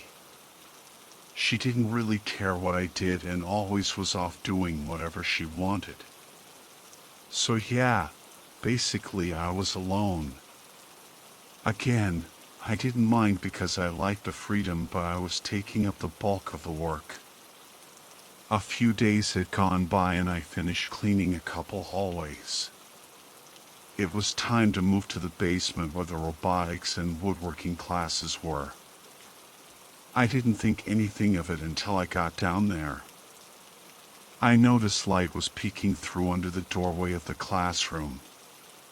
The windows of the class were covered with shades. I found this really odd since it was summer and no one was in the building besides Karen and I. I walked over and peeked in the door window. The lamp was on at the desk, but no one was inside. I proceeded to knock. No answer. After turning the knob, I realized the door was locked, so I used my key to open the door. A musty smell flooded my nose. I decided to scope out the room. Maybe someone had forgotten to turn the lamp off. I disregarded that idea when I noticed the computer at the teacher's desk was on. The screen looked weird. I'd never seen this layout before. The website was all black with red writing on it. It also had a chat box. I didn't have time to read the chat because a sudden voice came from the doorway. "Can I help you?" It was a man, maybe in his early 40s, about 6 feet. "Oh. Sorry. I'm just cleaning the classrooms and I didn't know if anyone was in here," I said in an embarrassed tone. So I see. Well, I appreciate that, but don't worry about it in here." I'm working on a few things, so sawdust is gonna get everywhere again after you clean anyways. He said this in a very strange way, like he was hiding something. He walked over and sat at his desk while closing the browser. Okay, no problem. I then proceeded to the door. Wait, could I ask you a favor? He said in a delirious way. Oh. Yeah, sure. I didn't really know what he was about to ask, and I couldn't find myself to say no. I just wanted to get out of there as I was already creeped out. I have this, petition. It's to get more funding for the extracurricular classes, like art and woodworking. He sounded so uncertain, as if he made that up out of thin air. Sure, I paused for a moment when he handed me the paper. It only had 2 other names on it. The petition required a full name, phone number, email, and address. I immediately felt uncomfortable, but I didn't know how to decline, so I just added my information. Thank you so much, dear. You have a beautiful bone structure, by the way, he said in such a creepy way. Ha, thanks. I grabbed my cleaning supplies and speeded out of there. After that experience, I didn't really put much thought into it. Yes, he was creepy, but I didn't really have much evidence to persuade myself that he was out to get me or something, until I started running into him throughout the school. It became pretty frequent. It's as though he was watching me. Now I was concerned. I dismissed it because he'd just smile at me or wave if I saw him. Maybe I was overreacting. I mean, he was a teacher there after all. Still, my gut feeling was telling me something wasn't right. Weeks went on and I started to notice him less and less. I only had a few more weeks at this job, and then back to college I go. One day, the boss let everyone out early since it was almost 100 degrees. I got home and decided to hang out with some friends. It was a group of us, about 5 or 6. My boyfriend's brother joined us this time, which was unusual since he's not really a social person. He is really into technology, so he's always on his computer, which he built himself. He's also good at hacking and stuff like that. Anyways, that day he told me he needed to talk to me, and it was serious. I was conceited because we weren't close, so it must have been legit. He brought me into my friend's living room and pulled out his laptop. To my surprise, he was on the deep web. So, you are up for bid on the deep web? He hesitated. Wait, what? I knew how the deep web worked. I would often listen to horror stories, but I'd never been on it, so how would my info even be out there? It suddenly clicked. The web page matched the one I saw in the classroom a month back. I had also given my info to that guy. My heart felt like it dropped to my stomach. I explained this to my boyfriend's brother. He advised me to call the police immediately, which is what we did. They did an investigation on the teacher and found the activity on his computer. Not only that, but he had several girls' information along with pictures. Some of the girls were minors too. There were also wooden contraptions they found in his home, in which he probably made in the shop. He probably planned to use them on these girls, or me. I was disgusted, but relieved that he was caught. I often wonder what would have happened if the page was never discovered. Would he have kidnapped me and killed me online for these sick people? I don't know and I don't want to know. I changed my number and moved since the incident. This just goes to show you can never give out your personal information.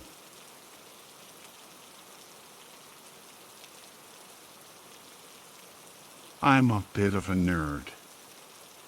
I tend to hold on to that pretty tightly, since I don't really have anything else to go with. I don't have any friends, and I'm not athletic in the slightest, so I spend most of my time online watching fail videos on YouTube. I guess it's fun, but really it's just a way to fill the time. I've been learning more about the dark web lately. It seems like every show for boomers is currently using it as some great faceless evil. If it scares my parents even though they know nothing about it, then of course I'm going to be a little curious. Some general research led me to downloading the Tor browser and doing some basic searching about. The whole .onion thing at the end of web addresses seems super dumb, but whatever. It was exciting to be doing something that I knew my parents didn't want me to. It's a thrill, and I don't have too many of those in my life. Most of the people in my school are going out and trying beer or hoping to get someone in their bed, and I'm goofing off on the dark web. I swear, this isn't the origin of a serial killer. I'm just shy in social situations. Occasionally the ads are pretty weird and messed up on Tor. So much porn. Guns. White supremacists. Survivalists. I haven't seen any human trafficking stuff, which, believe me, huge relief. The truth is, I'm pretty straight edge. Playing on the dark web is as dangerous as I get, and I like to stay in the safe areas. I just dip my toes in to feel that taste of excitement. Something has to fill the void of having no friends. So when I saw the ad that blared "Program Your Own Friend" in bright pink and red letters, with a fuzzy stuffed puppy pictured below it, I suppose I was pretty much the perfect target audience. I clicked on it. I went to a site that had lots of fluffy clouds and pictures of tons of different stuffed animals. It was like the place in the mall where you make your own stuffed animal, but way bigger. They had everything. Llamas. Narwhals. Platypuses, or are they platypi? Squid. A three-legged dog with a little set of wheels scaled to its size. There were even little baby doll-looking ones, but let's be real here, that's just creepy. In the middle of the page was a button that said, "Design your friend." I clicked on it, and it took me to a chat screen. Text started to appear on my screen. "Hello, friend. I can't wait to be your best friend and love you forever. I just need a little help to get to know you. Answer my questions and I'll be able to be the best friend you've ever had. Are you ready to get started? Just type your answer below." I stared at the flashing cursor for a second before I decided that it couldn't hurt to play around with the design program. I didn't have to get anything. "I'm ready," I typed. "That's so wonderful. Let's get started. If you were to have the very bestest fuzzy friend ever, what animal would they be?" I thought for a minute. I wanted to say something fun.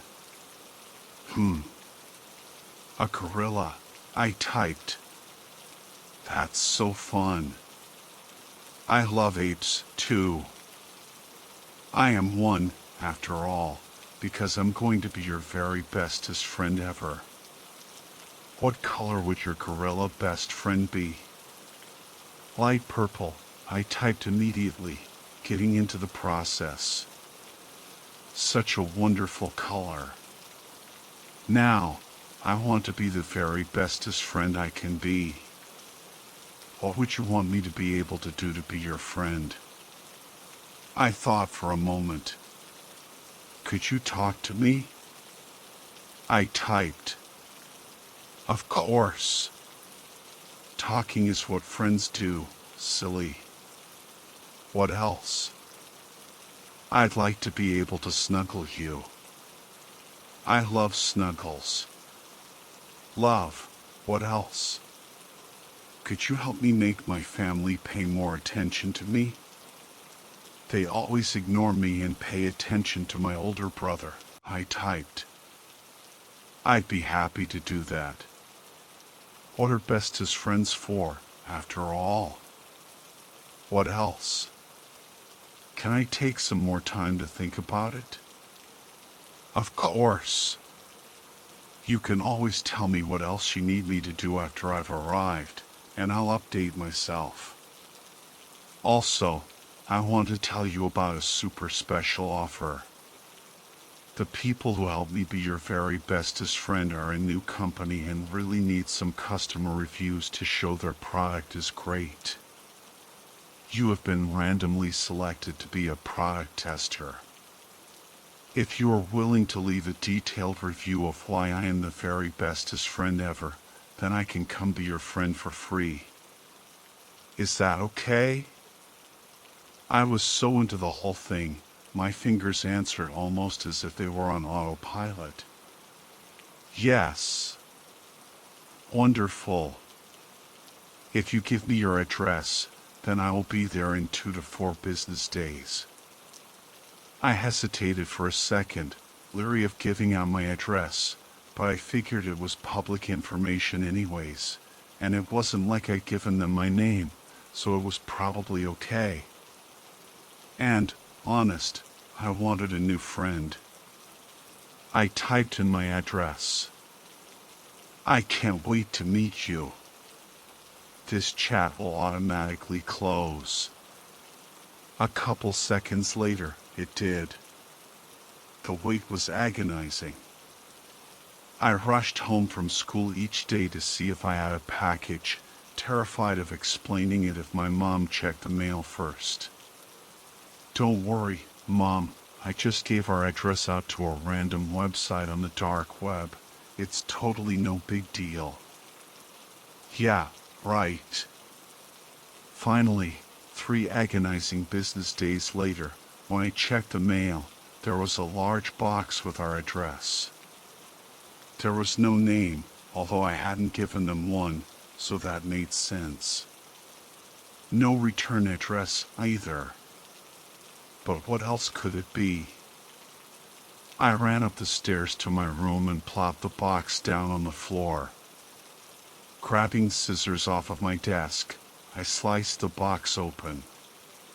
Inside, there was a light purple gorilla and a single sheet of paper. I grabbed the gorilla out of the box. It was amazing. It was so soft and squishy, and while I could feel thin wires running through it on the inside, there were no hard chunky pieces in it like in all other talking, snuggling stuffed animals. I loved it already. Hi, I said to it. Nothing. Are you my new friend? Nothing. This was disappointing. But I guess it's still a cool stuffed animal. I reached back in the box and pulled out the sheet of paper. Across the top it said, "How to turn on your new best friend for the first time." A part of me was intensely embarrassed that I had somehow not thought to immediately look for directions. Thankfully, no one had witnessed that dumb moment. The directions were pretty basic. There was a key phrase I had to speak, made up of random words that wouldn't usually be heard together so that he didn't get turned on by accident. I was just about to say the phrase when I heard my mom come home. She yelled from downstairs for me to come help set the table for dinner. I guess I would activate my new friend after dinner.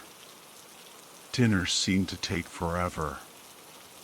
As soon as I was done washing the dishes, I ran up to my room. But then my mom yelled at me to do my homework. So I got that done. Then I had to take a shower, brush my teeth, take out the trash. Finally, everything was done and it was time for bed. I told my parents and my brother good night and went to bed.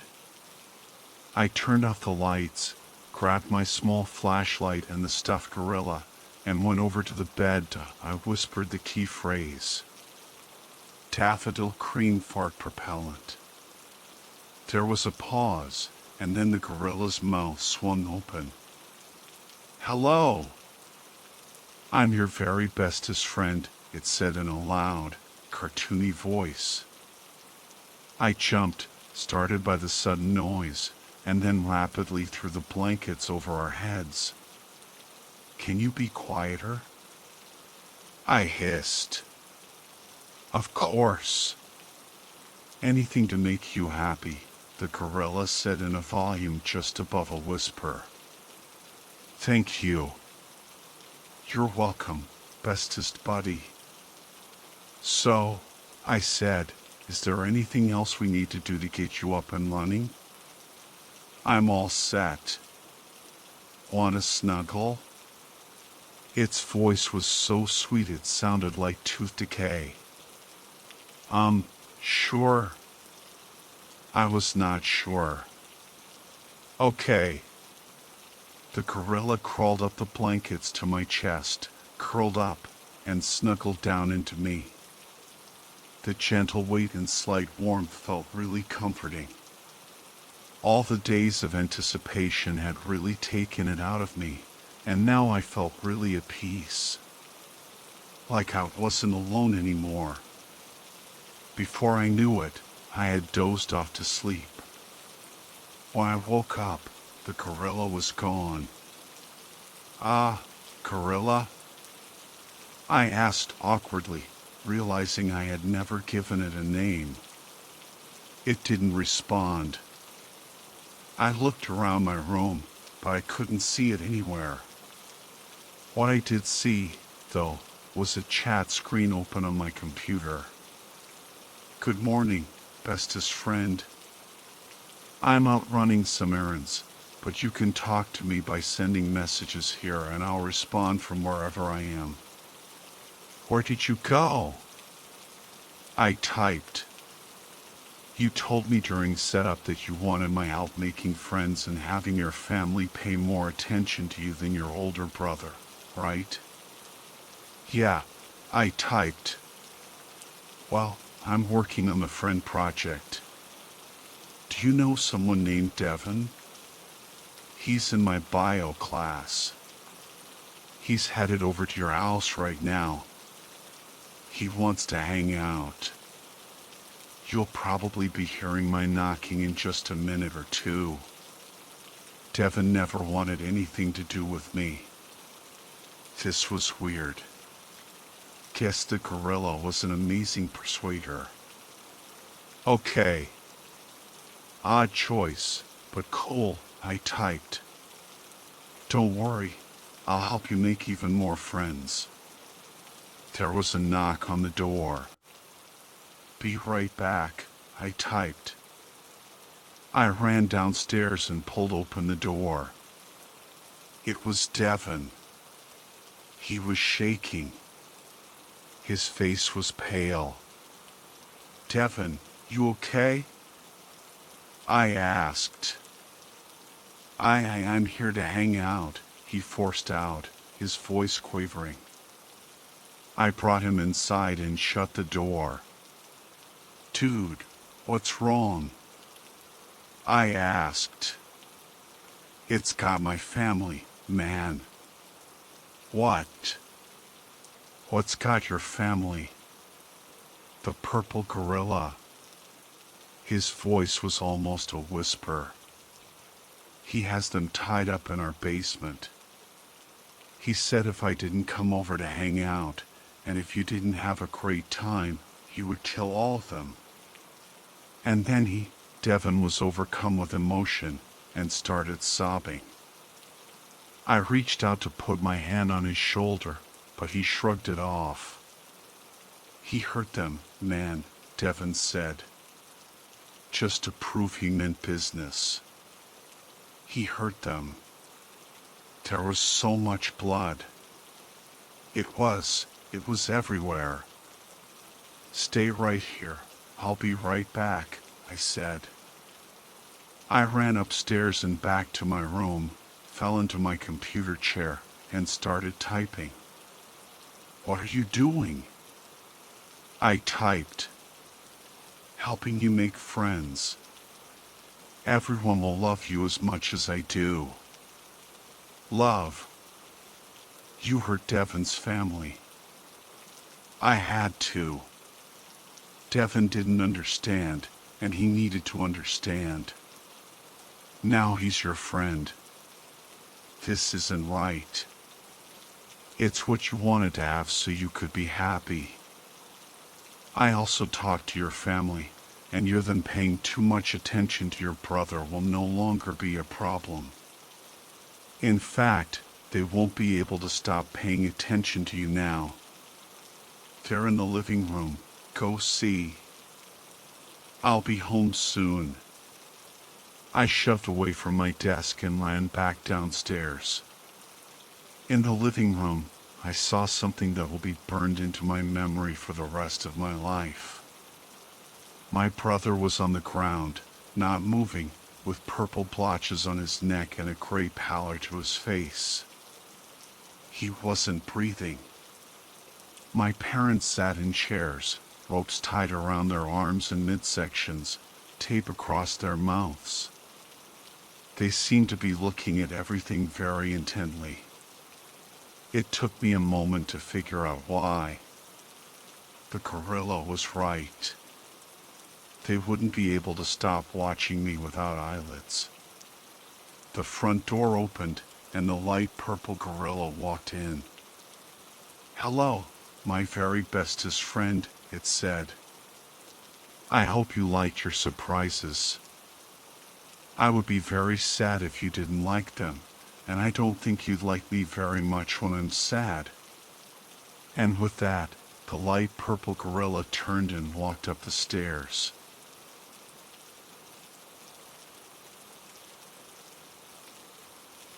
I've never been one of those people fascinated by the dark web. As a 16-year-old girl in high school, I had much better things to do. I'd prefer to hang out with my friends and get my nails done than spend all my time on the internet searching for this dark web. One day at school, though, my friend Kelly was telling me about how her boyfriend was dared to go on the dark web. There is some weird stuff on there. He said it was really creepy with videos of cults and sacrifices. Kelly said, "Why would someone even want to see that stuff?" "It's disgusting," I said. "Yeah, I wouldn't, that's for sure," Kelly said. At lunch that day, all my friends were talking about Robbie's dare and how one of us should do the dare. I didn't say anything as I did not want to even think about having to go on the dark web. Rape, killers, weapons, I knew what was on the dark web and I wanted none of it. "Hey guys, maybe Charlotte should do the dare," my other friend Christine said. "Heck no guys, I'm not going on that creepy website," I said quickly. They all started chanting now. "Do it, do it, do it, do it." People were starting to stare as I turned red. Finally, after more people started to join in, I gave up. Fine, I'll go on that stupid website, I screamed. They all started to cheer with Kelly saying, "Okay, but just to make sure you do, you have to FaceTime me while you're going on, and don't worry, I'll have Robbie send you a link," she said with a smile. I was furious with them but didn't say anything. Who cares? I'll just close my eyes when I see anything bad they didn't say I had to look, I thought. That night I got a text from Robbie giving me a link to a website. He also said in the text, "Good luck." I got goosebumps reading it, but I wasn't going to chicken out as I knew my friends would never let me forget it. I FaceTimed Kelly as I was loading the link onto my computer saying, "This is so stupid. Can't believe I let you guys talk me into it." "Oh, don't be like that. How about this? You only have to click on one site on the web and that's it. I'll tell everyone you went on and we'll all have a good laugh," Kelly said on the phone. The link loaded and I was taken to a black screen with a skull in the middle and a whole bunch of links all in red. I gulped as I decided to click on the third link. I was taken to some kind of an auctioning website. It didn't seem bad at first, but then I read the auctions. The auctions had female names attached to them with a link. I clicked on a random link which had a picture taken from a car of a girl walking home from school. She looked about my age with dark brown hair and green eyes. It had a description underneath that said, "Tiffany Smith, age 16, high school, Adelante High, parents, Martha and Gordon Smith, hair color, brown, eyes, green, body description, small but packaged with good-sized breasts and small waist, price, $20,000. "What do you see?" Kelly said on the phone. It's some kind of sick auction where they're selling girls," I said in a shaky voice. "Are you serious? Call the police right now," she screamed on the phone. As I was about to hang up the call and dial 911, I froze as I saw a name on the top of the list. Charlotte Miller. I freaked out and started to cry. I don't know why I did, but I clicked on the link next to my name. The picture was also taken from a car of me walking home from school. The description said, "Charlotte Miller, age 16, high school, Spring Hill High, parents, Cindy and Harry Miller, hair color, blonde, eyes, brown, body description, excellent body with curvy hips and great-sized breasts, price, $60,000. I screamed and started to cry. Kelly tried to talk to me, but I couldn't hear her. I hung up the phone and ran to my parents' room. They heard me and ran out of their room before I could even come in. I told my dad about the website, which he and my mom checked on. They called the police shortly after. After looking at the website also, they said there was nothing they could do. The link was untraceable, so they couldn't figure out where the website came from. They said they would keep an officer nearby watching my house in case someone came. After that, they left. I slept in my parents' room that night. I didn't get any sleep as the image of me walking home from school and the description of me were all burned into my mind. How did they know all this? Were they going to come for me? I thought the whole night. I told Kelly and my friends everything that happened as they all listened in shock. They apologized for making me go on the website and said that we should all hang out after and go shopping to get my mind off what happened. I agreed as we made plans to meet at the mall at 4. I asked Kelly if she could walk home with me, but she said she was getting a ride from her mom. Panicking, I called my parents and asked if they could pick me up, but they weren't even home from work as they were stuck in traffic. I somehow got the courage to walk home by myself as I started walking to my house. "You'll be okay. You're only 15 minutes away from your house and it's the afternoon.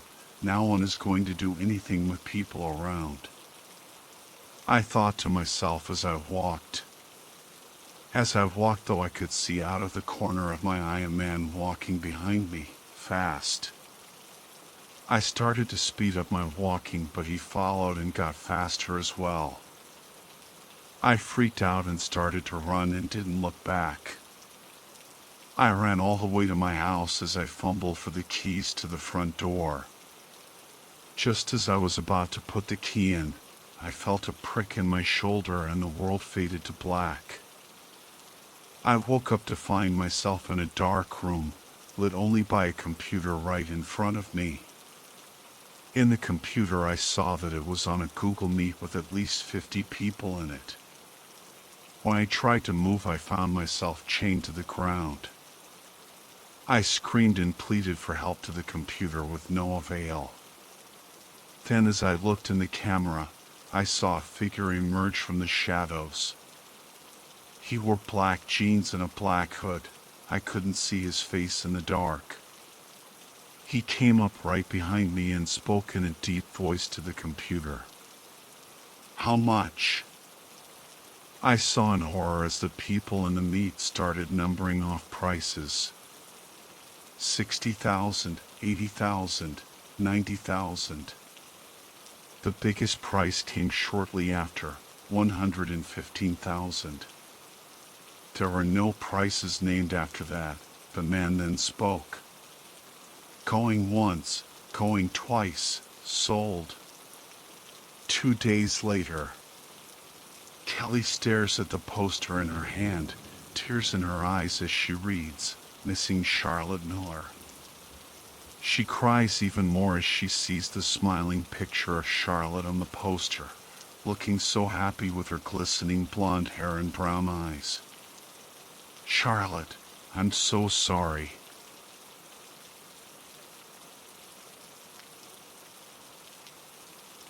I sat down at my computer and opened the Tor browser. I'd been reading recently about using the dark web. I didn't want to do any of that crazy stuff. Nothing weird. No dead bodies or torture or weird porn or anything. I was just curious.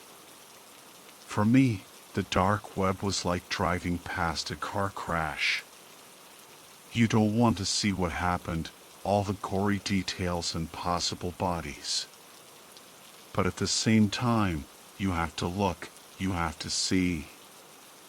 You have to know and witness, and you want to see the viscera. You need it and you hate that you need it. I was able to find some basic dark websites. I kept messing them up, typing .com instead of .onion, but I was slowly making progress. One site would lead me to another, and I wound up on a site that paired you with anonymous chat partners. I was operating under the username StevieBoy69. Yes, whine about it, but the 69 made it funny. I entered a chat room and found myself talking with someone called Gatekeeper Off Secrets. Probably some emo kid who thought they were so fucking cool. Dumbass. "Hey, how's it going?" I typed. "Don't waste my time," Gatekeeper Off Secrets typed back. "You're acting like you've never been here before." "Well, I am new to this." "Fuck, a newbie." "I'm leaving." "Wait. Please." I typed back in a panic. "You here to fucking goof around or do you mean business?" "I'm not here to get dicked around, moron." I doubted that I actually wanted to get involved, but this guy was challenging me. I couldn't just wimp out.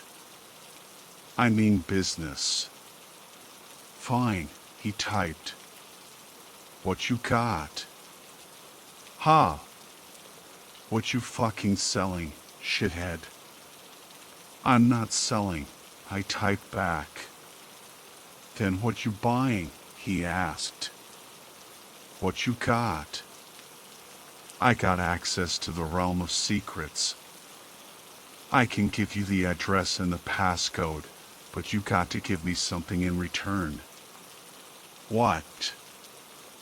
I really hope this wasn't some scam. Sounded like a scam. I need a secret, he typed back. I hate cream cheese, I typed. Fuck you, motherfucker. I'm out. Wait. Shit, I typed. What kind of secret? Something that fucking means something, he typed. Like what? You killed anybody? So shit just got real. I could feel the nervousness in my gut. But it's the dark web. He can't trace me. I'm safe. That's the whole point. No, of course not, I typed. Weak little asshole, he typed back. What are you, 12? Looking for some strange, and you wound up here? I'm 22, I typed back. I'm 20, but 22 sounded more mature. No one cares, he typed. You have any secrets that mean a damn, or are you some straight-edge little fuckboy who ain't done shit? I watched my neighbor undress through her window, I typed. Well now, maybe you ain't a total waste. Tell me about it. I was still in high school. My neighbor was my mom's friend, I typed. Oh good, the little kid is into granny porn, gatekeeper typed back. Fuck off, I typed. Then gasped, because I probably shouldn't be talking shit to people on the dark web. But I lucked out. Haha, he typed back. Looks like you might have a little life in you yet. Anyways, she was a total cougar. And she left her blinds pulled back in her bedroom one time. Maybe it was an accident, maybe it wasn't. She was changing into workout clothes. She took off everything. I was in my room, and I ducked down so I could look through my window without being super obvious. It was unreal. Quite the story, he typed back. Alright, Stevie Boy 69. I'm feeling generous. Go to G5JKVRQ23 or G23490.onion and when prompted, type in 9infin33 in an E. That'll get you to the business chat. When you start talking, someone will ask you a question.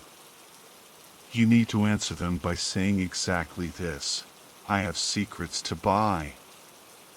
Then you're in. Thanks, man.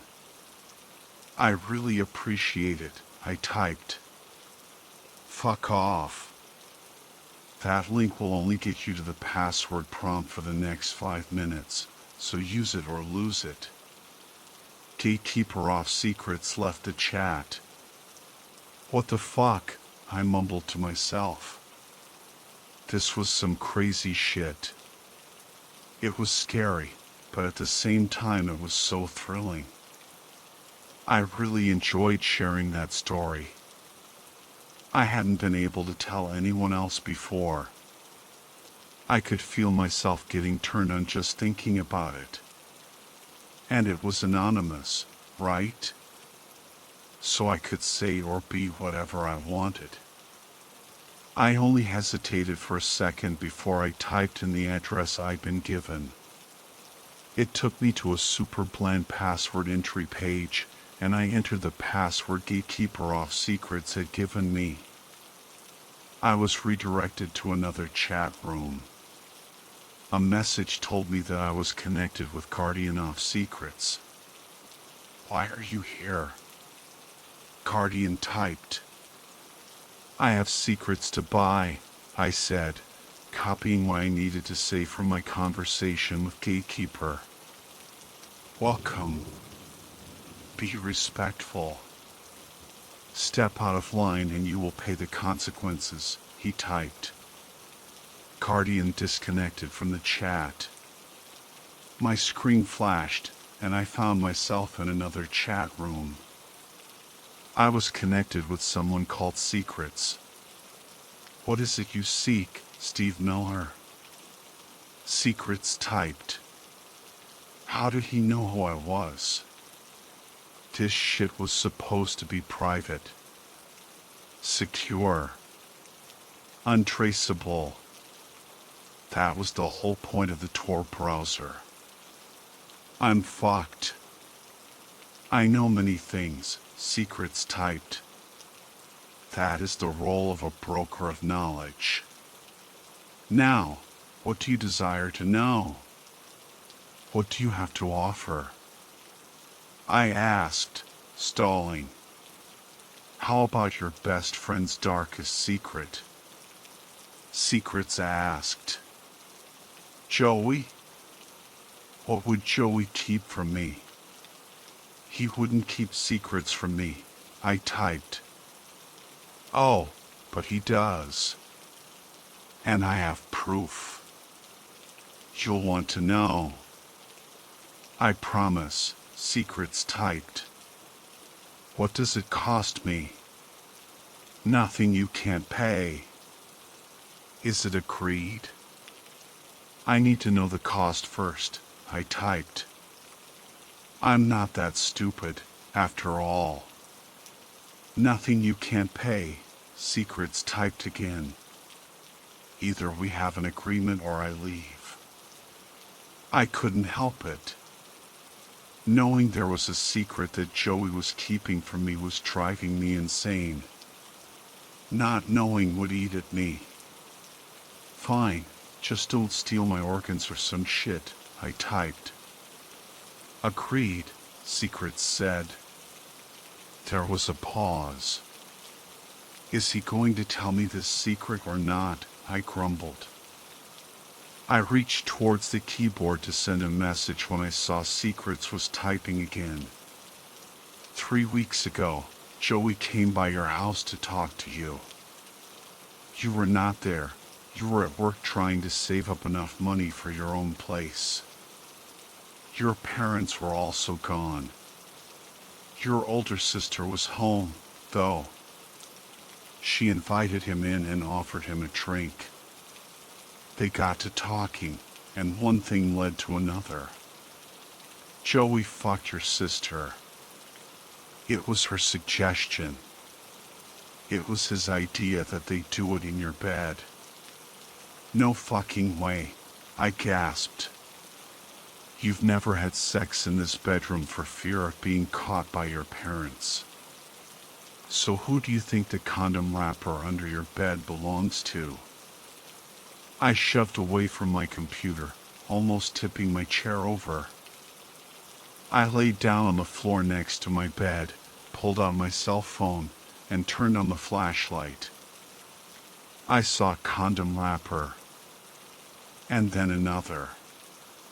And another. There were at least 5 of them, all ripped open. I could feel my body shaking.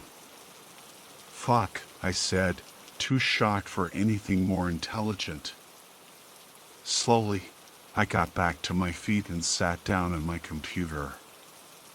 "How the fuck did you know? And why are there so many condoms down there?"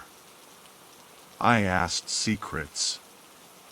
To the first question, I cannot reveal my ways. To the second, they had a lot of fun, so there were repeats. Most recently, yesterday. Last night you slept in the same sheets that your sister and best friend were in when they copulated. "Shit," I said, startled and disgusted in equal measure. I was home alone, so I couldn't confront my sister. She was at the movies with her friends, and I wasn't sure if she'd be back tonight at all. Now, secrets typed the payment. I felt shivers throughout my body. I was so tweaked out, I had forgotten about the rest of this bargain. I want another secret. Or else I'll tell your mom's friend's husband that you were touching yourself while you watched his wife undress. Oh shit. That dude was a fucking brick house. He'd destroy me. Fuck. Alright, sure, fuck, I typed. I don't know what other secrets I have. I'm super boring. Think fast. You have 2 minutes to come up with a second secret, or else I share your first one. I have no time for boring people, secrets typed. What the fuck was I going to do? What have I done? What do I know? I'm just a regular, dumbass college dude. Fuck. Wait. What about Doug? Can the secret be something I know about someone else? I typed rapidly. Any secret that is powerful enough will do, secrets replied. Stop the clock, I've got one for you. I typed. I am ready to hear it, he said. I know this guy, Doug. We have classes together. Used to hang out, but he's a fucking tool, so we don't anymore. I don't know why this is the case, but the assholes always seem to have absolute rockets for girlfriends, and Mel was no exception. Holy shit, so hot. Anyways, turns out Mel was having some fun on the side with a girl named Mallory. She was super sneaky about it. The only reason Doug found out is because he had installed a hidden camera in Mel's bathroom so he could fucking creep on her, and he saw them getting it on in the shower together. So Doug made copies of the tape and sold it all over campus. Posted it online behind a paywall. Made a few $100. Mel and Mallory were fucking traumatized, obviously, and they both ended up dropping out of school. I haven't heard from them since. No one else knew how the video was made, and when Mel tried to say something about it, the school called her a disgrace and refused to listen. I heard she moved to another state. Interesting, Secrets replied. I accept this as payment. Would you like a second secret? I am willing to provide up to 3, so long as the payment is acceptable in return. Fuck, I was in way too deep. I should stop. This shit was serious. But I thought of another secret I could tell, about my sister and the white powder I had seen peeking out of her makeup bag, and if I had payment at the ready, then this shouldn't be a problem. What you got? I asked Secrets. You know Sasha, the girl you stare at in Intro to Chem? How the fuck did he know about that? Yeah, I typed. She took these but never sent them out. Below the last chat bubble, a zip folder appeared. Downloaded, Secrets said. Once the secret is started, it must be completed. Otherwise, there will be consequences. Death by angry husband, he didn't need to add. I downloaded the folder and extracted the files. It was a dozen image files. I clicked on the first one to open it. It was Sasha, smiling at the camera, wearing a low-cut yellow dress. Attractive, but definitely not as scandalous as I had feared, hoped. I went to the second. Sasha was removing the dress. In the third, no more dress. By the sixth picture, she was completely naked, and by the 12th I had seen all of her, inside and out. She was stunning, and I had my own little file of photos of her for the next time I was feeling lonely and too afraid to text her. I saw a new message pop up behind the photos, and I switched back to the chat. Payment for these photos will be photos of your own. Take photos of yourself without clothes in the same positions as Sasha. You need to use props the same way as her, as well. Your sister should have toys you can borrow. Oh, now, I typed. That's way too far. I have a secret that I can pay with instead. Take the photos or face the consequences, Secrets responded. Wait, look, it's a really good secret, I typed. Last chance, Secrets typed. You'll enjoy it, I imagine. The secret's about drugs and everything. I typed. Prepare for a visitor, Secrets said. Then my screen went black, and the computer turned itself off. I heard my neighbor's door slam and heavy footsteps run through our yard. Open the fucking door, Stevie. I know you're home, and I'm going to rip your face off, I heard my mom's friend's husband yell as he yanked open the front door.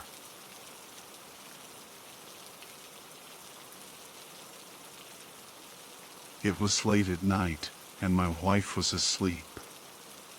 With a small table light on, I sat alone downstairs on my laptop, searching. Well, I'll leave that to your imagination.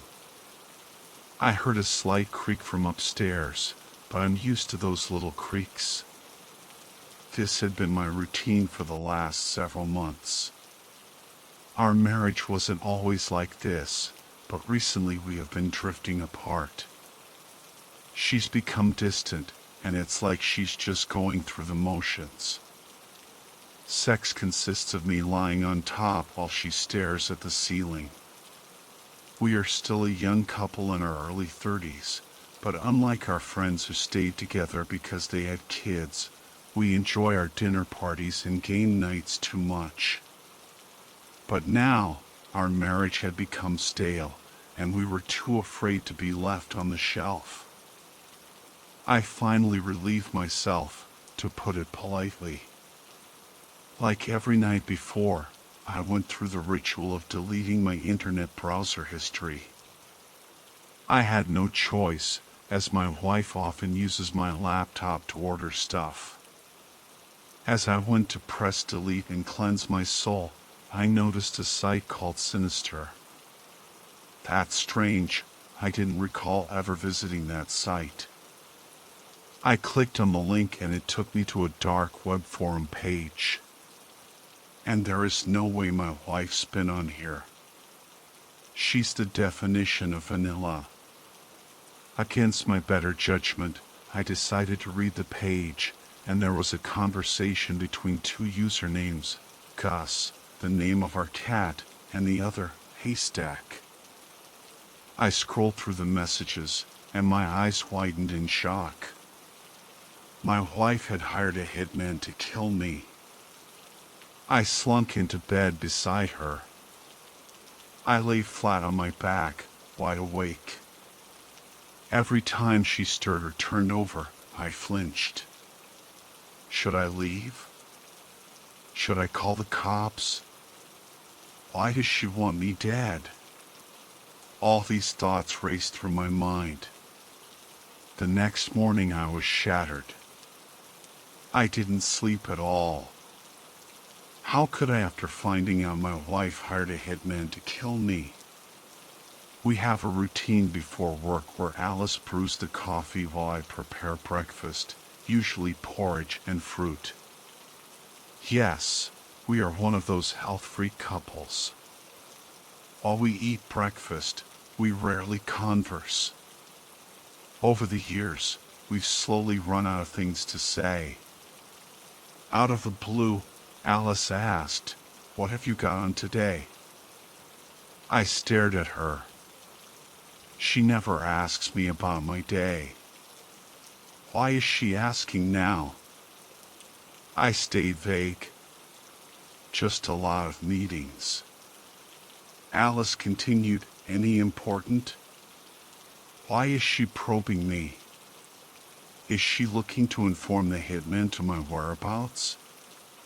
Brad and I have a meeting with the board over the merger, I replied. Alice quietly left the table. I couldn't concentrate at the board meeting. There's no way my wife, who I exchanged vows with, could have hired a hitman. I was in a nightmare, and I was ready to wake up. "And the timescales?" the CEO asked. A round table of suits stared at me. I snapped out of my trance. "Yes, the timescales are fine," I replied. As I left the board meeting, my business partner Brad caught up to me in the corridor. Brad was a little older and had a speckle of gray in his beard, making him distinguished. "Is everything okay?" he asked. "Sorry, I couldn't sleep last night," I replied. Brad smiled. "Go home, get some rest. You need to be at your best tonight." "Tonight?" I asked. He looked at me funny. "Yes, our weekly game night. You're hosting." With everything going on, I had totally forgotten. It was getting late at work. Everyone had left the office floor. I sat anxiously in my cubicle, too afraid to go home. What if the hitman was waiting for me to leave? After all, my wife would have likely informed the hitman of where I worked. A cleaning crew entered the office floor. One guy had a skull tattoo on his arm. Is he here to kill me? I told myself to stop being crazy. I had a game night to host. I entered the office's underground parking garage. The lights switched on as I walked to my car. I heard footsteps from behind and turned sharply. A security attendant politely nodded. I took a deep breath. If that was the hitman, I would already be dead. I would never have seen it coming. On my journey home, I kept glancing in my rear view. An SUV was keeping its distance. Up ahead, the stoplight turned red, and I was forced to slow down. The SUV pulled up beside me at the lights. I looked across but couldn't see anyone through the blacked-out windows. My heart was pounding. The light turned green, and the SUV drove off in another direction. Back at home, we hosted our game night with two other couples. One couple was Alan and Jules, who always told stories of their latest wine-tasting weekends. They were incredibly superficial, but that's why we liked them. And then there was Brad and his devoted wife Cara, who weren't drinking tonight. They were going through their third IVF cycle. My wife chose the adult game Bad Choices, which was ironic as it's designed to find out your darkest secrets. I somehow managed to keep my composure during the game. Everyone enjoyed the questions, giving silly answers. Alice was the life and soul of the party. How can she act so sociable after what she's done? Did I even know her? It was my turn, and I decided this was the perfect opportunity to slip in my own question. Would you ever hire a hitman to kill your significant other? My aim was to get Alice to confess in front of everyone. As I was about to ask my question, Alice stood up and asked, "Would anyone like more wine?" Jules quipped, "Do you have a 1920 Buell?" Alan looked at Alice. "He's such a bitch." Everyone laughed. Alice went into the kitchen, and Brad joined her. "I'll help you pour." A few minutes later they arrived back, and Brad is drinking a glass of wine. Carl looked down and sipped her water. I took a deep sigh and asked a question on the card. "Have you ever looked through your spouse's phone?" Everyone put their hands up. After the couples finally left, I waited for my wife to go to bed. I went back on the dark web forum. I still wasn't convinced my wife ordered the hit. What if it was just a fantasy? That would be disturbing, but at least my life wouldn't be in danger. I scrolled through the rest of the forum and saw dozens of spouses ordering hits. At what point did their love go rotten? I reread my wife's chilling conversation with the hitman. There was no doubt she had ordered my death. It was like I was nothing more than a bug waiting to be zapped. I violently hurled into my waste paper bin. I wiped the vomit from my mouth and reached for my cell to call the cops. I couldn't make the call. Even though my wife despised me, I couldn't bear for her to spend the rest of her life behind bars. Okay, there must be another way. Maybe I could get the hitman to call it off. I set up a new profile and messaged the hitman asking to meet. I stared at the screen, awaiting a response. I had no idea how long it takes hitmen to reply. A few minutes later, a message appeared from the hitman. "Why?" I quickly typed, "I need you to take special care of my wife." Yes, I know I'm incriminating myself, but it was the only way to get the hitman to agree to meet me. The hitman answered, "Seals tonight." It was now 1 a.m. I snuck out of the house and drove to Seal's bar, which was located by the docks. I glanced out of my window as I passed the dark waters. I arrived and parked close to the entrance, just in case I needed to make a quick getaway. I tentatively entered the dive bar. Every fiber of my being was screaming at me to leave. The bar was nearly empty, with only a handful of unsavory characters hunched over their drinks. They all looked capable of killing a man. One already had. I ordered 2 beers and sat alone at a table near the back of the bar. I took a sip of beer, but my hands were trembling so much I spilt it down my shirt. I waited for over half an hour. This is batshit crazy, I thought. As I got up to leave, a tall, thin, middle-aged guy with long, greasy hair swiveled a chair in front of me and sat backward on it. His hawk eyes pointed to one of the beers. "Mine?" I struggled to speak and just nodded. The hitman took a long swig of beer. "Are you a cop?" he asked. Before I could answer, he snickered, exposing his rotten meth teeth. "Cops don't waste beer." I realized he had been studying my every move since I arrived. An awkward silence. "I found a message," I stuttered. "Let me guess. You want me to stop the contract?" he interrupted. "Yes. How did you know?" I inquired. Gus has the same IP address, he replied. How stupid of me. I should have used a VPN. In my defense, I am running on fumes. I took a deep swallow. It's been a misunderstanding. The hitman casually lit up a cigarette. He seemed so at home, like he's had this exact same encounter before. She's already paid, he said. I can pay you more, I blurted out. He leaned in close and spoke in a hushed tone.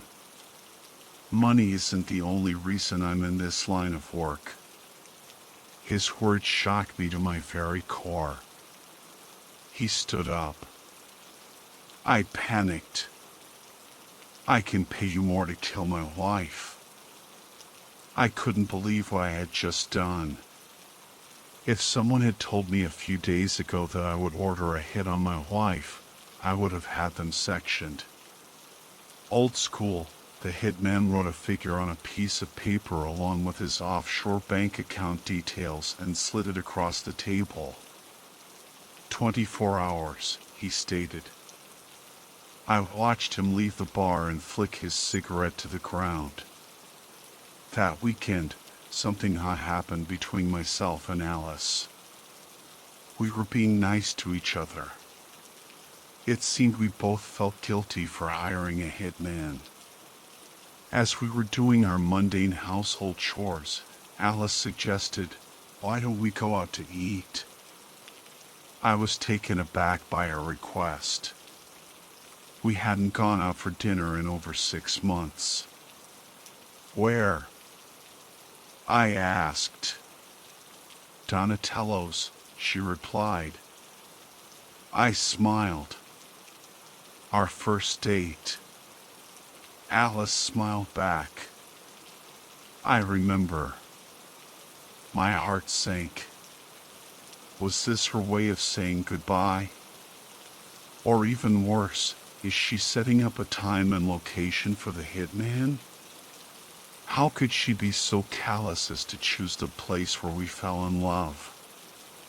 Little does she know, she's the one in danger. I played along. Sounds good. Later that evening, we arrived outside Donatello's in an Uber. Wearing his sports jacket, I opened the door for Alice, who wore a beautiful evening dress. Yes, even though I ordered a hit on my wife, I'm still a gentleman. At dinner, in the charming Italian pizzeria, our conversations were stilted. You look tired, Alice said. It's been a long week, I replied. That was the understatement of the decade. As the meal unfolded, we started to chat like old times. I could feel a spark between us.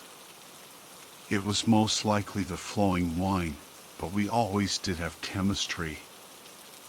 I could sense she wanted to tell me something. I asked her, "It feels like you've been somewhere else." She looked at me, but before she could answer, the waiter arrived with our bill. I paid and left $100 tip. Alice laughed. You always did over tip. That's what I liked about you on our first date. I laughed. Was that all? Our laughter soon petered out. It was dark outside. We left the restaurant and our Uber pulled up. From a shadowy alleyway, a tall, thin man wearing a hoodie approached us and reached into his pocket. I panicked. Is the hit on my wife happening right now? I grabbed Alice's arm and yanked her toward the Uber. What are you doing? She cried out. I glanced behind at the hooded man who took out his cell and kept walking. In the back seat of the Uber, Alice stared at me in disbelief. What the hell was that? I couldn't answer.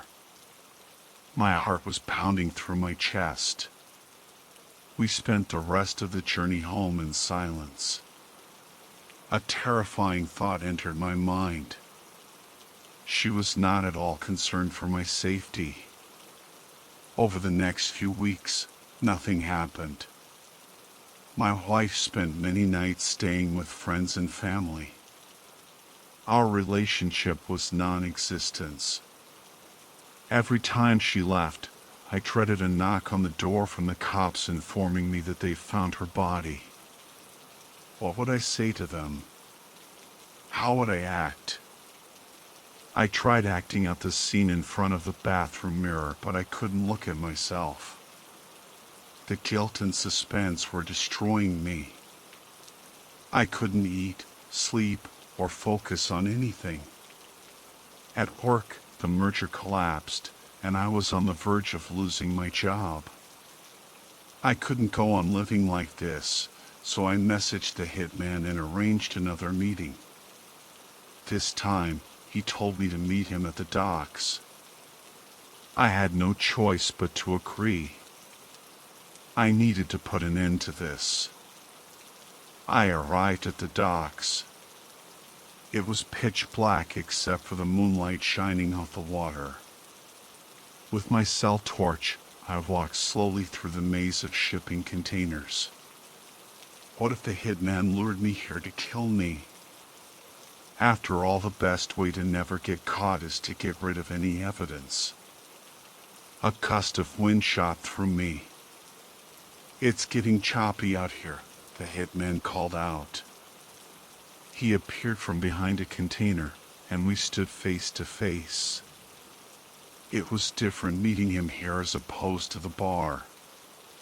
Although he was relaxed, there was something threatening about him. "I need you to call off the hit," I said firmly. The hitman smirked. "Even though she wants you dead?" I closed my eyes, the pain too much to bear. "Yes, even though she wants me dead." The hitman sighed. "There's a slight problem. Someone else paid me more." He removed his gun from its holster and aimed it at my chest. I stood there shell-shocked. "We had a deal. You were okay when I broke your wife's deal," he quipped. I felt like such a fool. Who in their right mind trusts a hitman off the dark web? I cried out in desperation. "I can pay you more." The hitman lowered his gun slightly. "I'll pay anything," I pleaded. The hitman placed his gun back into its holster. I thought about running, but I was frozen to the spot. He wrote down a number on a piece of paper and gave it to me. I stared at the ridiculous figure. There is no way on earth I could pay this. The hitman didn't blink. He was deadly serious. 24 hours, he stated.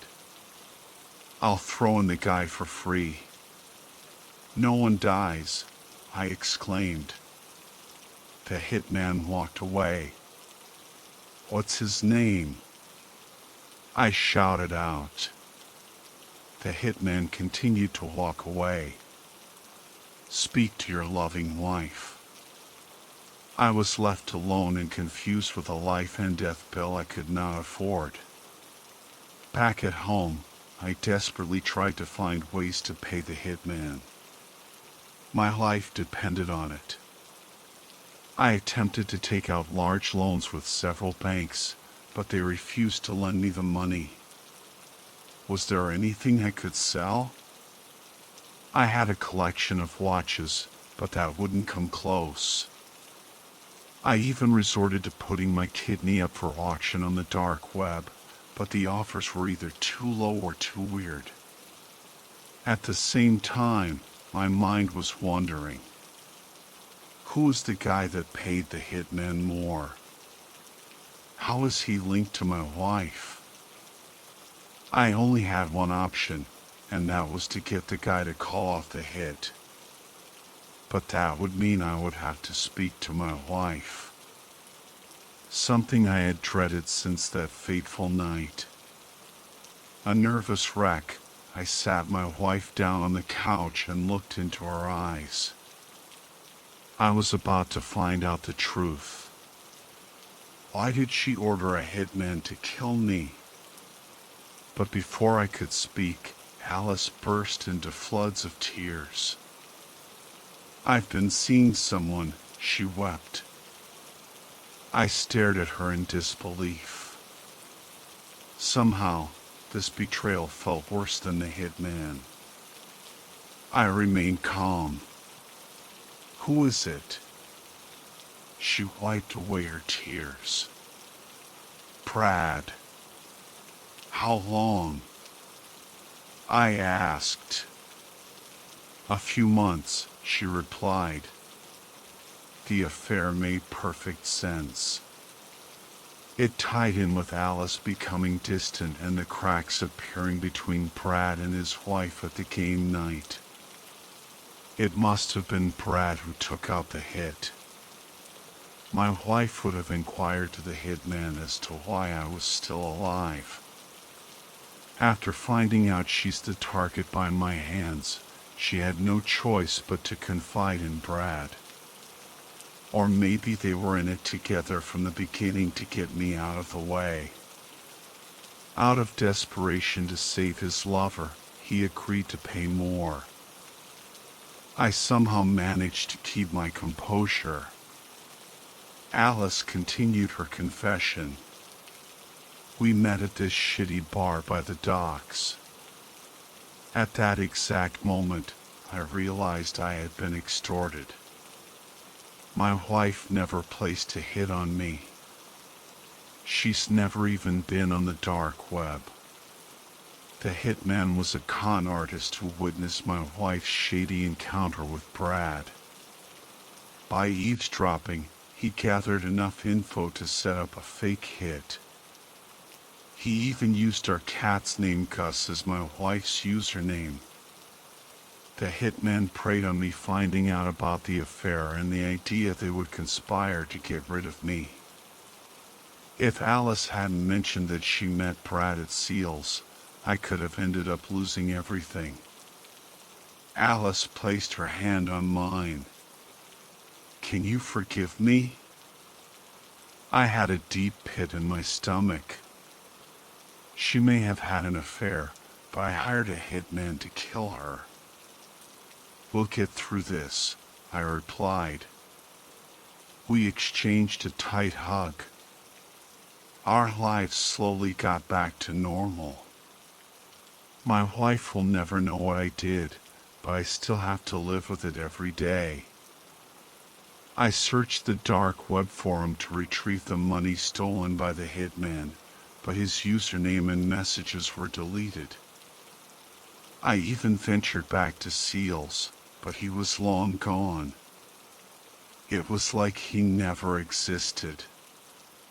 I could never go to the cops. I would get a life sentence for what I've done. There is one good thing that the hitman gave us. Our marriage is no longer stale.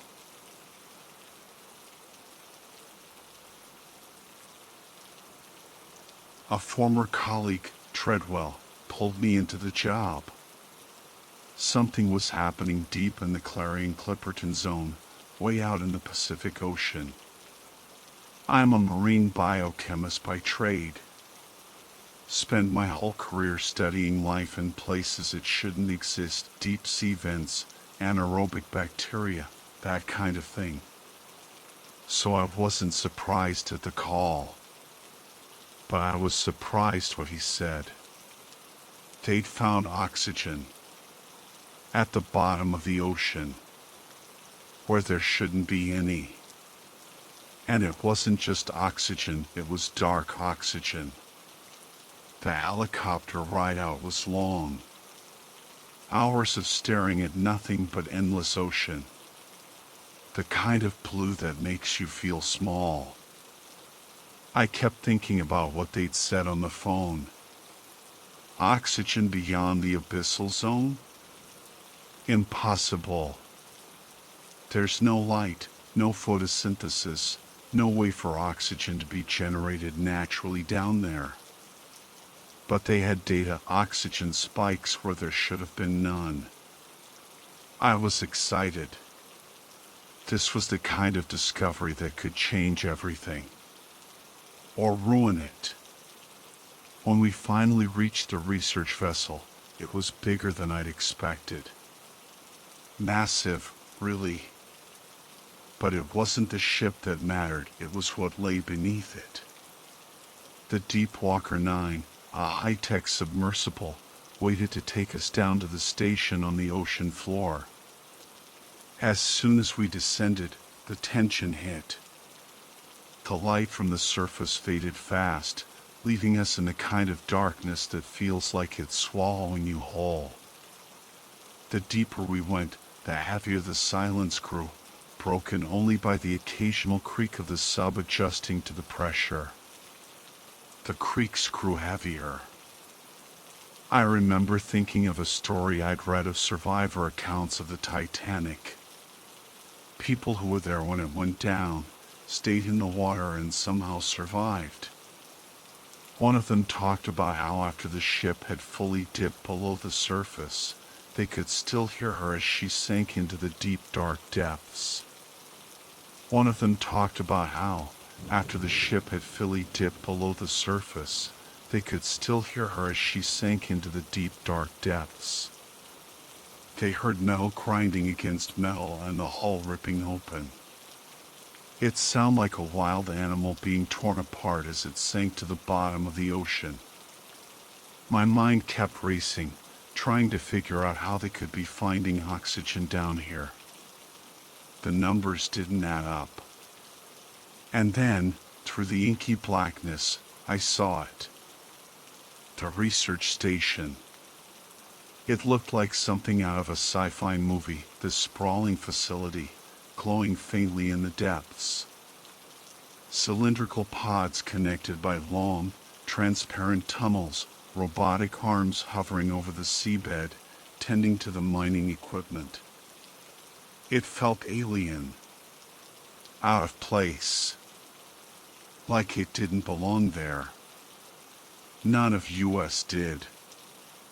Dr. Layla Patel, the lead scientist, met me at the dock. She looked tense, like she hadn't slept in days. No time for pleasantries. She rushed me through the corridors, past labs and tiny potholes that looked out over the barren seafloor. We've been monitoring the oxygen levels, she said, her voice clipped. It's the nodules. Polymetallic nodules. I heard of them, these strange metal-rich rocks scattered across the seafloor. They'd been mining them for a while, trying to extract cobalt and nickel. But this was different. Patel showed me a screen displaying the data. Oxygen spikes. Huge ones. And not just any oxygen. Electrolysis. Somehow, the nodules were generating electrical charges strong enough to split water molecules into oxygen and hydrogen. But that shouldn't have been enough to create the kind of readings they were seeing. I remember staring at the screen, a cold knot forming in my gut. There's no life down here that could cause this, I said. No bacteria, no plants, nothing. Patel nodded. That's the problem, she said. We don't know what's causing it. She led me deeper into the facility, into a sealed lab. That's when I saw the tanks. Big, murky things, filled with black water. Patel pointed to them, explaining that they'd been able to trap samples of the dark oxygen from the nodules. But she didn't seem excited. She seemed scared. "We found something else," she said, leading me to a small chamber. Inside, there was a tank. And in that tank, floating in the dark oxygen, was a fish. A dead fish. At least, it should have been dead. I stared at it. It wasn't decomposing. In fact, it almost looked like it was healing. Slowly. The implications of what I was seeing hit me hard. "This isn't natural," I whispered. Patel just nodded, her face pale. "Dark oxygen," she said, "could change everything." She didn't know how right she was. That was just the beginning. I thought I'd be down there for maybe a few days, run some tests, and go home. But days blurred into weeks. We were sinking deeper and deeper into something none of us really understood. And the more I uncovered, the more I wished I hadn't taken that call. I set up my equipment in the lab, next to the other researchers. Dr. Patel wanted me to start with simple oxygenation tests, basic gas analysis to figure out how the dark oxygen was interacting with the surrounding water. It was supposed to be routine, but nothing about this stuff was routine. Dark oxygen didn't behave like normal oxygen. In the mass spectrometer, its molecular structure was different, twisted, wrong. The electrochemical potential coming off the samples was higher than anything we'd seen in natural environments. At first, I thought I'd miscalibrated the instruments. I checked, rechecked, but the results stayed the same. There was something alive in it. I began investigating the electrochemical behavior of dark oxygen using cyclic voltammetry to measure its reduction and oxidation potentials. Think of normal oxygen as a ball rolling down a gentle hill. It moves smoothly, predictably, and eventually comes to a stop. That's what I expected when I measured how oxygen behaves in water using cyclic voltammeter. Usually, oxygen takes in electrons in a steady way, like that ball rolling to a rest at about minus 0.40 volts. But dark oxygen? It was like a ball that suddenly shot sideways, bounced, and then kept moving on its own. The readings I got were wild and unpredictable, like the ball hitting hidden springs and speeding up when it should be slowing down. It wasn't just following the usual path, its molecular structure had changed, like the rules of gravity shifted just for it. When I measured the current it generated, how much electric charge it was moving, it wasn't just strong, it was nearly twice as powerful, like the ball had found a way to roll faster with each bounce, even gaining energy from the ground itself. And in the longer test, instead of that motion dying down over time, like normal oxygen reactions would, dark oxygen just kept going, as if it had found a secret power source. It didn't just react, it fed off something unknown, a kind of self-fueling energy. That kind of behavior is supposed to be impossible, like a ball that never stops rolling uphill on its own. Next, I ran tests to understand how dark oxygen interacted with living cells. Think of normal cells as little factories, carefully managing energy and production. Mitochondria act like the power generators, keeping everything running smoothly. When I introduced dark oxygen to these cells, it was like hooking up a power plant to a small town factory. The Warburg respirometer showed that the cell's energy consumption went through the roof, almost 10 times what it should have been. It was like their engines had been pushed into overdrive, churning out energy at a crazy pace. But instead of using all that power to keep everything in order, the cells went haywire. Imagine those factories suddenly building extra rooms and adding new machines, but without any plan, just a chaotic sprawl. That's what happened when I checked the nuclei with Doppy staining. The DNA, the blueprints that keep things running, was coming apart, then reconnecting in random ways, like pages of instructions being torn out and put back in the wrong order. Even parts of the genetic code that are usually dormant, like transposable elements, were suddenly active, jumping around like they'd come to life. The dark oxygen wasn't just giving the cells a boost, it was rewriting them, turning them into something new and unpredictable. Like a factory morphing into a strange, uncontrolled machine. It wasn't just giving life a little push, it was changing the very rules of how life worked. By day 3, I started hearing voices, soft whispers that seemed to seep from the walls. I chalked it up to stress, the pressure of the work. I wasn't sleeping well, none of us were. Patel had us working in shifts, constantly analyzing the dark oxygen and its effects on biological matter. It was consuming us, just like the samples consumed everything we put in them. The fish, the one I told you about, it didn't just stop decaying, it started regenerating faster, its cells dividing like it had found a way to cheat death. It was wrong. Dr. Patel said we should run more tests before jumping to conclusions, but deep down, I knew. This wasn't some natural anomaly. It was something far more dangerous. And that solidified when I performed my own test, putting a fresh, healthy fish in the tank with the one that had regenerated. The regenerated fish tore the other one to shreds. I continued my own experiments to test the reanimating effects of dark oxygen on organic cells.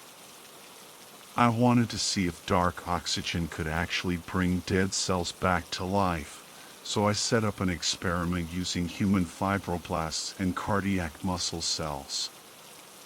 First, I made sure they were really dead, cutting off their oxygen to simulate how cells die under stress, like suffocation. They went through necrosis and apoptosis, which means they broke down in all the usual ways, shriveling up or bursting apart. Then, I introduced the dark oxygen under the same high pressure you find deep in the ocean. And that's when things took another drastic turn. The fibroblasts, tiny cells that shouldn't stay dead, started to swell up and pull themselves back together, like deflated balloons slowly refilled. The cardiac cells, even though they'd ruptured, began to twitch and pulse like a heart trying to beat after it's been stopped.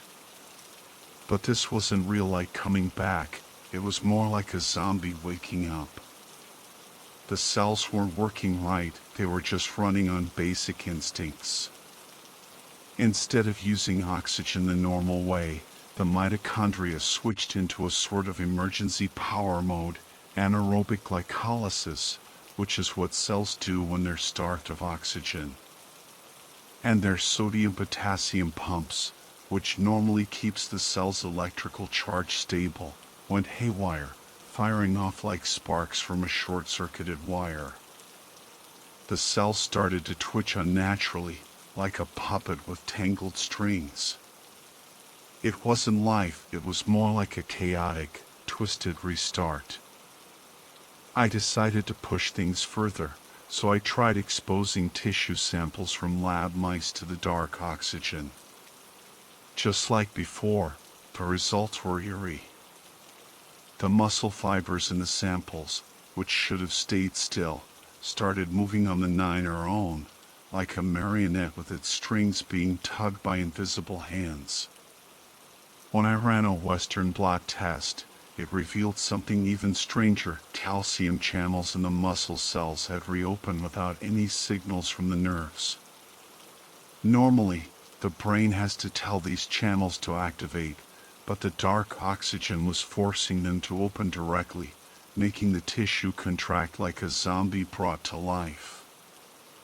It was pushing the cells to do twice the basics: twitch, react, and burn energy, but without any coordination or control. The dark oxygen wasn't just preserving the cells, it was turning them into chaotic, reanimated versions of themselves. I had a theory. The dark oxygen was behaving like a rogue catalyst, messing with the cell's electron pathways and pushing them into overdrive, turning them into hyperactive but mindless versions of their former selves. To stop it, I'd need to cut off that power source. My place was to use free radical scavengers to soak up the wild electrons that the dark oxygen was feeding on. So I designed a custom antioxidant compound to neutralize those rogue electrons. To get it where it needed to go, I thought up a nanoparticle delivery system. It was carry the scavengers straight into the mitochondria, where the dark oxygen had taken hold. If I could shut down that energy production, I might be able to force the cells back into apoptosis, their natural death process, stopping the infection in its tracks. It was a long shot, but it was the only chance I had. Dr. Malkin decided to run his own experiments as well. Malkin was one of the older researchers, brilliant, but the depths, isolation, and intense work was clearly suffocating him. He volunteered to spend extra time in the containment area with the dark oxygen tanks. At first, it was little things: Malkin talking to himself in the lab, laughing at things that weren't funny. He said he was fine. He wasn't. He was spending more time around the tanks than any of us, and the longer he was in there, the stranger he got. One night, I found him standing in front of the tank, staring into the black water like he was hypnotized. "Malkin, what the hell are you doing?" I asked. He smiled into the dark liquid. Before I could stop him, he climbed the ladder, lifted the tank cover, and plunged headfirst into the dark oxygen. The alarms went off immediately. Biohazard warnings blared through the facility. We put on biohazard suits and dragged him out. His skin was pale and slick. He should have been dead. But after a moment, he was standing. Weakly, but his motor functions were firing. He was alive. We brought him into the sick bay and gave him by-the-second monitoring. Over the next few days, he got worse. Fever, cold sweats. He was deteriorating in front of us. His veins turned a deep blue, almost black, and his eyes, they weren't his eyes anymore. He would stare at you, but it felt like he was looking through you, like something else was using him to see the world. Something almost reptilian. Then one night, I caught him standing over one of the younger researchers, Dr. Barnes, as she slept in the infirmary. And the violence began. Malkin looked like he'd been underwater for centuries. He picked up a chair and slammed it down onto Barnes. One leg on the chair hit Barnes' face head-on, punching through it and collapsing her skull. And he kept going. He swung up and down into her destroyed head until there was nothing left but the remnants of a blood and brain-stained pillow and mattress. It took 4 of us to pull Malkin off. We locked him in a containment room and put Barnes' headless body in the sick bay freezer. The research mission was called off, immediately, by the executive's top side. We were all to pack our belongings, pull all data and samples from the lab for further testing, and leave from one of the two mini-subs. Before we packed our bags, chaos erupted. Malkin broke out of containment. He was unrecognizable and ferocious. As the first group was about to eject in their emergency sub, Malkin broke apart the door before it fully pressurized. The sub exploded. All 6 researchers and scientists inside were immediately crushed into marine snow. Malkin attacked Patel, decapitating her with a series of vicious bites and rips. I ran through the tight corridors of the facility with another researcher, Wayland. But ahead of us, a silhouette was standing in the sick bay. A headless silhouette. Barnes. Running on pure animal motor function and dark oxygen. She sprinted right at us. I managed to duck out of the way, but she hit Wayland head on. Her open wound of a neck sprayed dark, foul blood all over Wayland's face. I heard him screaming out behind me as Barnes pulled him apart. I didn't look back. Couldn't. The sound of Wayland's screams echoed down the corridor as I sprinted through the narrow halls of the facility, my heart hammering in my chest. I heard the sickening crunch of bones snapping behind me, the tearing of flesh, the animalistic screeches as Barnes tore into him. I turned a sharp corner, the cold, sterile lights above flickering as if the facility itself was decaying under the weight of what was happening. My mind raced, my body moved on instinct, driving me forward through the labyrinthine corridors. Ahead, the faint glow of the next section was my only focus. And then, I ran straight into Meadows. She staggered out from a darkened alcove, her skin mottled with the same dark veins as the others. Her eyes were wide and lifeless, reflecting nothing. She lunged at me with a guttural snarl, her hands clawing at my throat. I barely had time to react, slamming my elbow into her ribs, but it was like hitting a wall. She didn't feel pain, she didn't even slow down. Desperate, I grabbed the first thing I could find, a heavy glass beaker, and smashed it over her head. Glass shards flew, but it did nothing. She swung back at me, her nails raking across my arm, drawing blood. I stumbled, but my hand found something more solid this time, a metal scalpel tray. Without thinking, I drove the tray's edge into her chest.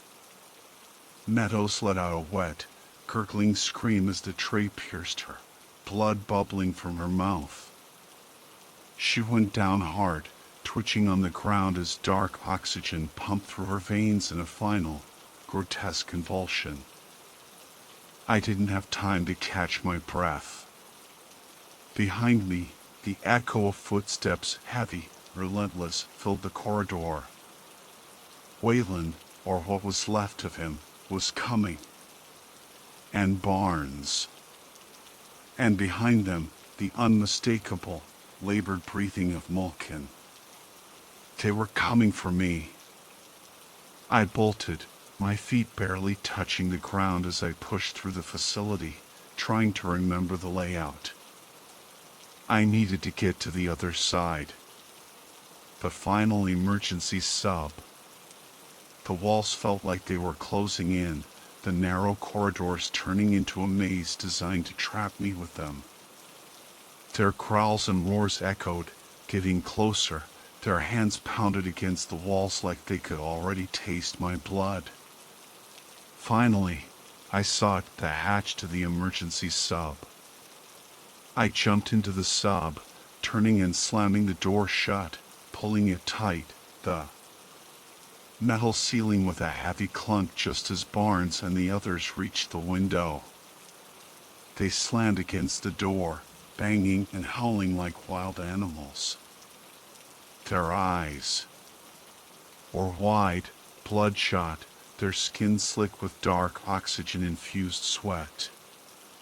Malkin pressed his face to the glass, his gaze locked onto mine. A grotesque grin spread across it as he clawed at the porthole.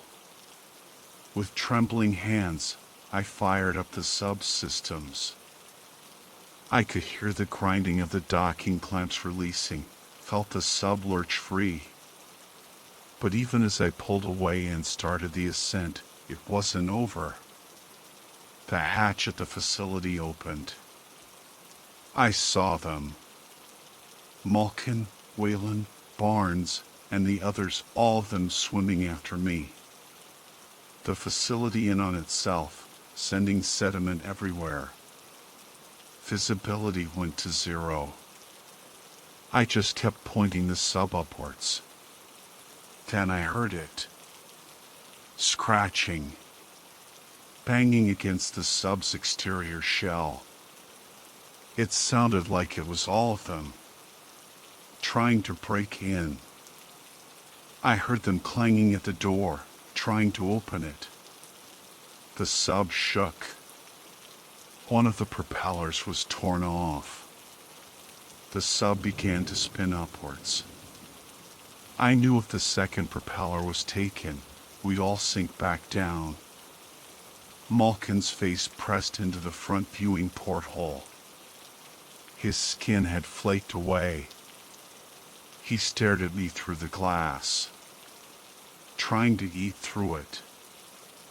I watched his teeth grind, break and push back into his gums. The banging started to slow down. The others started to lose their grip as the pressure increased, their bodies unable to withstand the force. But Malkin, he held on. His eyes stayed locked on mine, unblinking, unrelenting.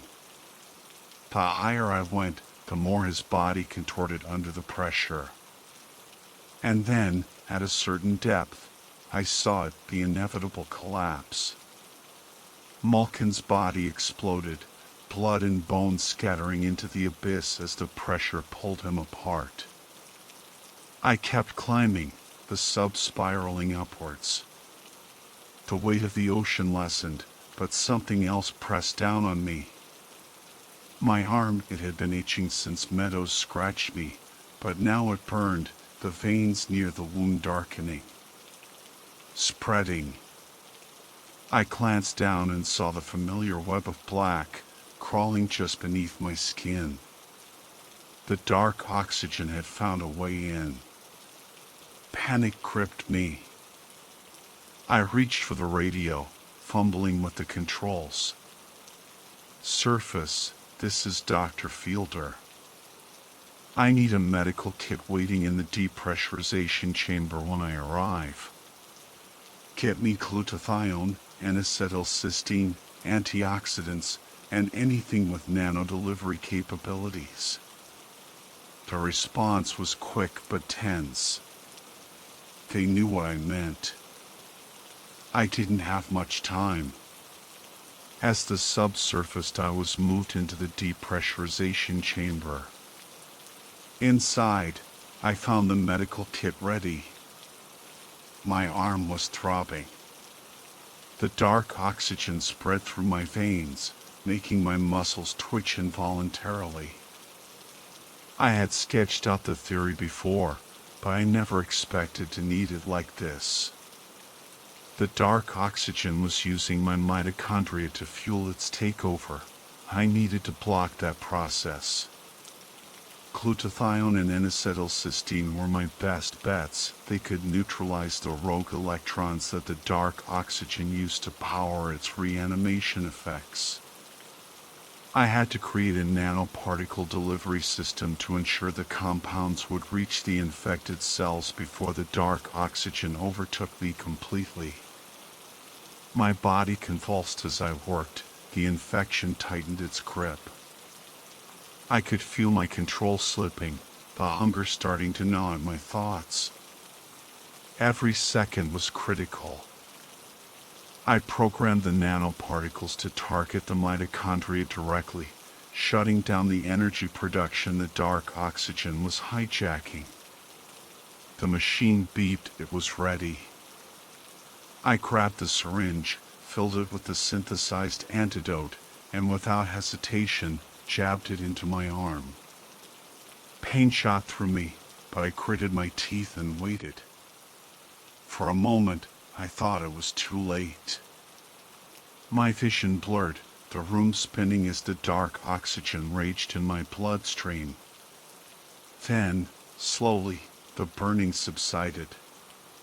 The dark veins receded over the course of the next few hours, and my muscles unclenched. The antidote worked. I was still alive and still myself. For now,